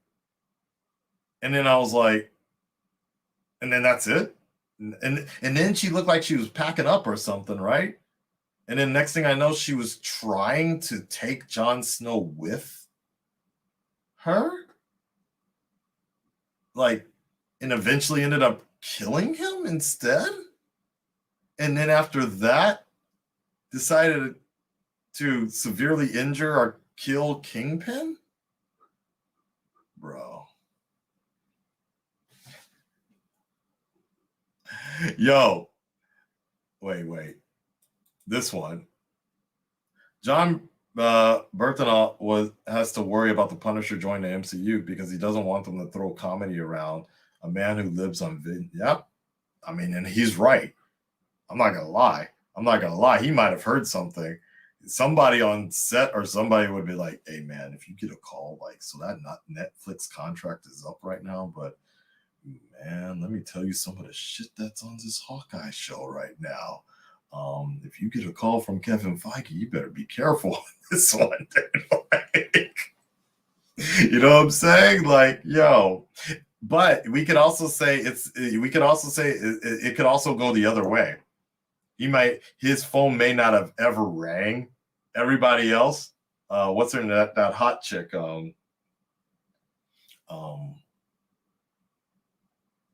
Jessica Jones, Katie, whatever. She was like, "Oh shit, I got the call." Yeah. Karen I got the call. Foggy got the call. You know, even the black dude might have gotten the call. Yo, I got the call, bro. Even Iron Fist got the call. Yeah, no, we all know Iron Fist never got the call after Shang-Chi came out. But what's her name? Actually, speaking of which, what's her name got the call? The person who played Lady Iron Fist at the end of that second or third season, I don't even remember. But Lady Iron Fist, she got the call from Marvel, but to appear in Shang-Chi, but she turned it down. No. Sorry. She got a call to audition for Shang-Chi, but she turned it down to be in the Matrix movie. Yeah. So, you know, everybody was getting the call, and, you know, maybe John never got the call. That might be one of the deals. He probably never got the call, and that's why he put that shit out there. He was like, well, you know, it all depends on how they can handle my character. I don't know if I would return anyways, because he never got the call. So, you know what I'm saying? So, yeah.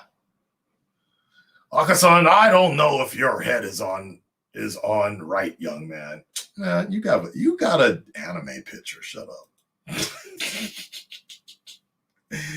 I don't take anything seriously from anime avatars. Somebody said that they wish they could have a conversation with me about, because I said how Jujutsu Kaisen is overrated, which pissed off a lot of weeaboos. And somebody was like, "Man, I wish I could have a one-on-one conversation with you and totally destroy your argument." I'm like, how? All I'm gonna do is take you guys to the Konbini where there's fucking 50 goddamn Jujutsu Kaisen products. There's even fucking shampoo, motherfucker. Literally shampoo, where you can smell like one of those characters. I'm like, I wouldn't be surprised. There's eyedroppers. I got a fucking eyedropper with Jujutsu Kaisen on it, dude. Like, y'all don't see what I see every day. You do not see what I see every day, dude.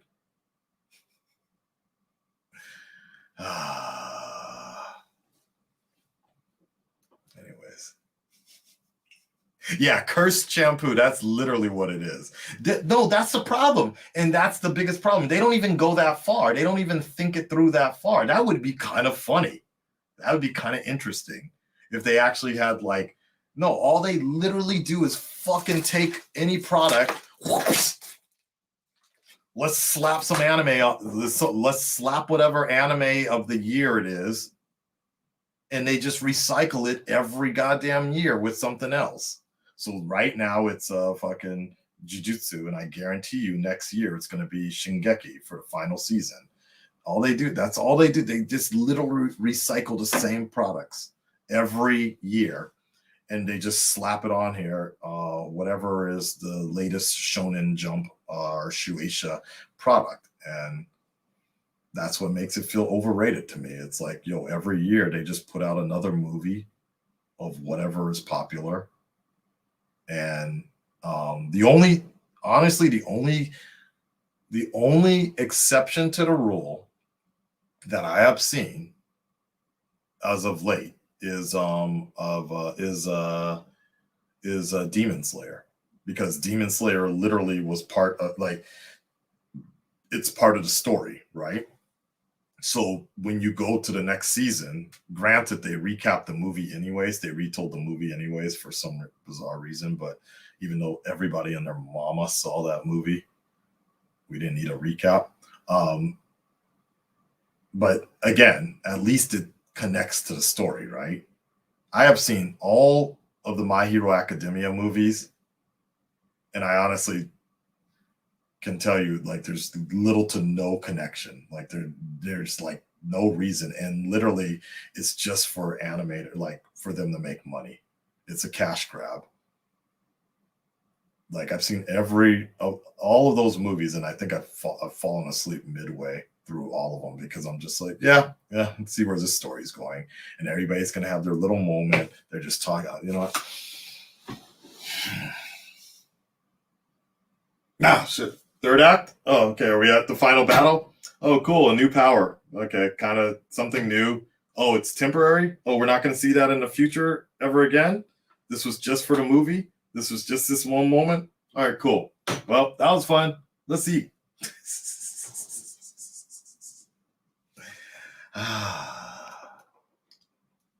going on? There are too many videos. How confident are you for the Flash since they're doing the multiverse? Not that confident. Yeah. It's not even anime overload. It's Mappa is overdoing it, but it's just like they just don't put any effort into it. But it's not even anime.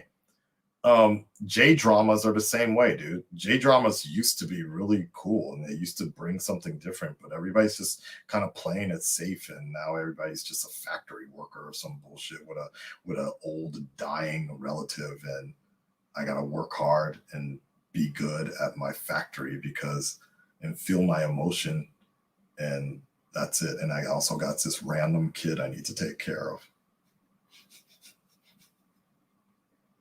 Touch my camera through the fence? What the fuck? Me having an anime has nothing to do with my character. I am who I am. I'm very successful in my life, dude. No need to be read about it. Oh my God. Oh, good for you. Okay. Damn, you got really pressed about that joke I made? Okay. Marvel DC. I thought it was funny when Larper showed up and Hawkeye said we're all gonna die. Yeah, I died. We all died inside after that. Like, why do we need a scene like that? Hey, bro. Hey, guys. I think it's time. Nigga, what the fuck you do? What are you talking about? Huh? Suit up so we can direct traffic. What? So what happened? You guys disappeared for 20 minutes to go suit up real quick? Or okay, I'll give them the benefit of the doubt and say like 5 minutes, 10 minutes, just so you could come out in slow-mo real quick and direct traffic and hit some random Russian dudes. Like, I'm over it, dude. I'm over it. On God.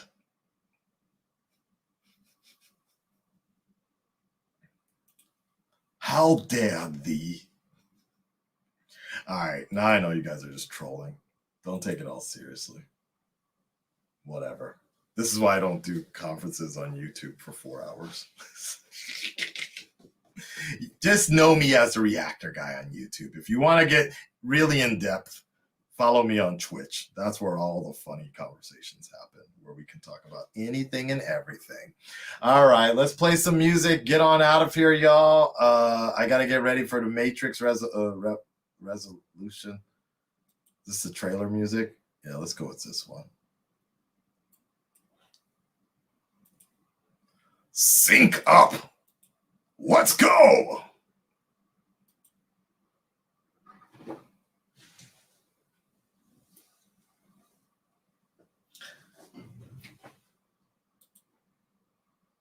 Pause. We just got some money real quick. Hold on. Thank you for the $10 here. Here we go. Do you think the Batman will be rated R or PG-13? Of course it's going to be PG-13. There's no point to make a rated R movie. There's no that's a very good point. Yeah, aren't they by definition police anyways? Do you see how stupid that whole plot is in general? They literally are police officers and firemen, right? They are some form of authority that people would listen to. If they actually put their actual outfits, uniforms on, people would probably listen to them a little bit more. The whole story was, the whole LARPer thing was stupid, dude. Just mad stupid, dude. Yeah. Like, it just feels like the screenwriters are just, they probably do that shit privately, and they really wanted to, it's just it's the same, to me, it's the same thing as pandering towards the nerd audience, like Free Guy did with all the Twitch people, you know, like it's morphin' time. Anyways, thank you for the $10, guys. Thank you for all the donations and everybody on Twitch, the people that signed up. Like I said, let's get back to that music. All right. So, as I was saying, I feel the LARPers would be best amongst the Asgardians. I feel the LARPers would be best dead. I completely agree, dude. When you have a fight in the middle of the fight scene, some dope Arrowverse, dun, dun, dun, dun, dun, dun, dun, and he's like, oh, I know this isn't the best time, but I really talked to my girlfriend and blah, blah, blah, blah. I'm like, yo, shut the fuck up, dude. Can we just have one normal fight? Oh, I miss Arrow. All right.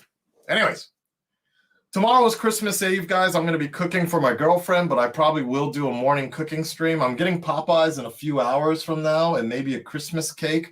Maybe we'll do a gingerbread decoration thing. I don't know. I got to see. I got to also sign up for my Japanese class as well, because I've been slacking off here. We finally got this dope-ass camera, too. So I haven't done League of Legends in a while as well. So, and maybe I will watch Matrix Revolutions tonight, or maybe tomorrow. I don't know, man. I don't know. A Resurrection. I don't really give a shit about that movie, to be honest. But I'm going to do my best to give you the best reaction I can. Because that's who I am. I am. Who am I? I'm Akka, man. You guys, excuse me. And then join me in a few days as we're going to have our sexy Santa. Well, not that sexy, but my Kanan and Haru and me, we're going to spend all night together with you. The 26th, America time, the 26th, early AM, okay? We're going to get drunk as a skunk, maybe play some Nintendo Switch. It's going to be a simple stream, though. So, you know, we'll just be chilling with you guys. And if you guys want to hit up the wish list as well, my Amazon wish list, I have a bunch of stuff. I would love if somebody wants to get me a raid. That would be great. That would be great. Can I copy this? Fuck. All right, well, Twitch people, you can see the wish list. God damn it.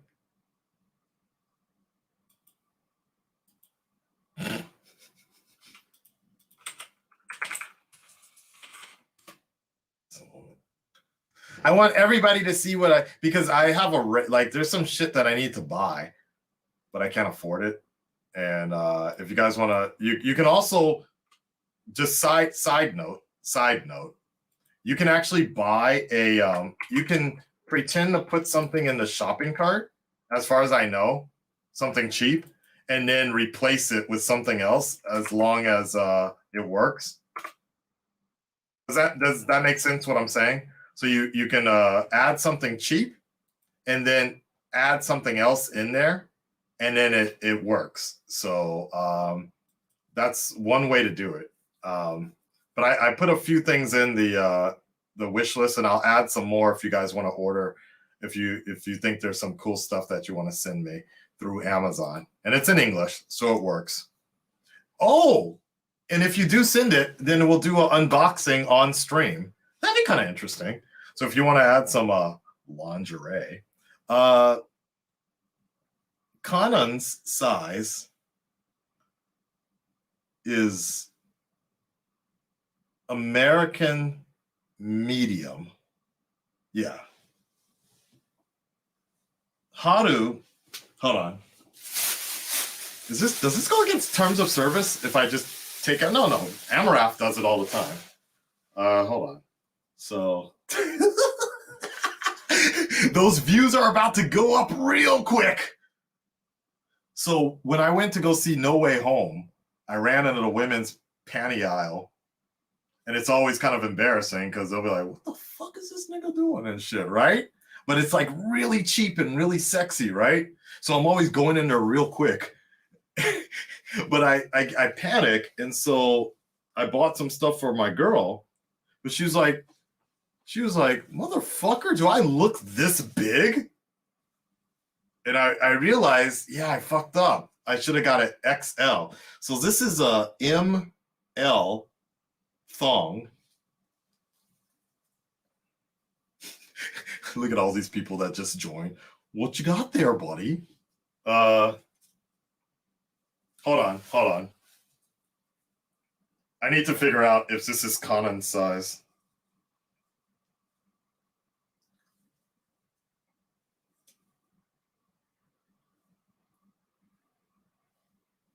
Hold on. Maybe. So yeah, she's kind of a medium, but in Japanese. So if you order anything from Amazon Japan, for Kanan L, for Haru, no, you know what? You're safer. Just get M, and then XL, S or XS. Yeah. So you're basically safe. Haru is more of a XS, small or extra small, and Kanan is more of an M in Japanese size. Now, if you're getting American, but no, don't worry, man, that's it. So if you're shopping on Amazon Japan, their Haru is like a extra small or a small, and Kanan's like a medium size, and her butt width is 100 centimeters, so like 1 meter. I don't know what that is. Hey Siri, how many inches is 1 meter? 1 meter is 39.3. So Kanan is basically 40 inches across her butt span. So there you go. Okay. So that's my face mask.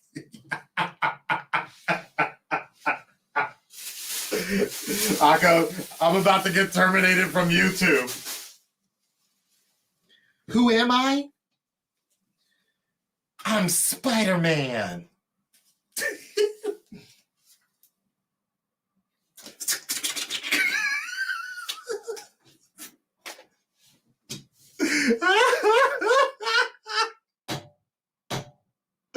Oh shit. Be careful what you wish for, Parker. All right, y'all. I'm out of here. Peace. See you in a few days.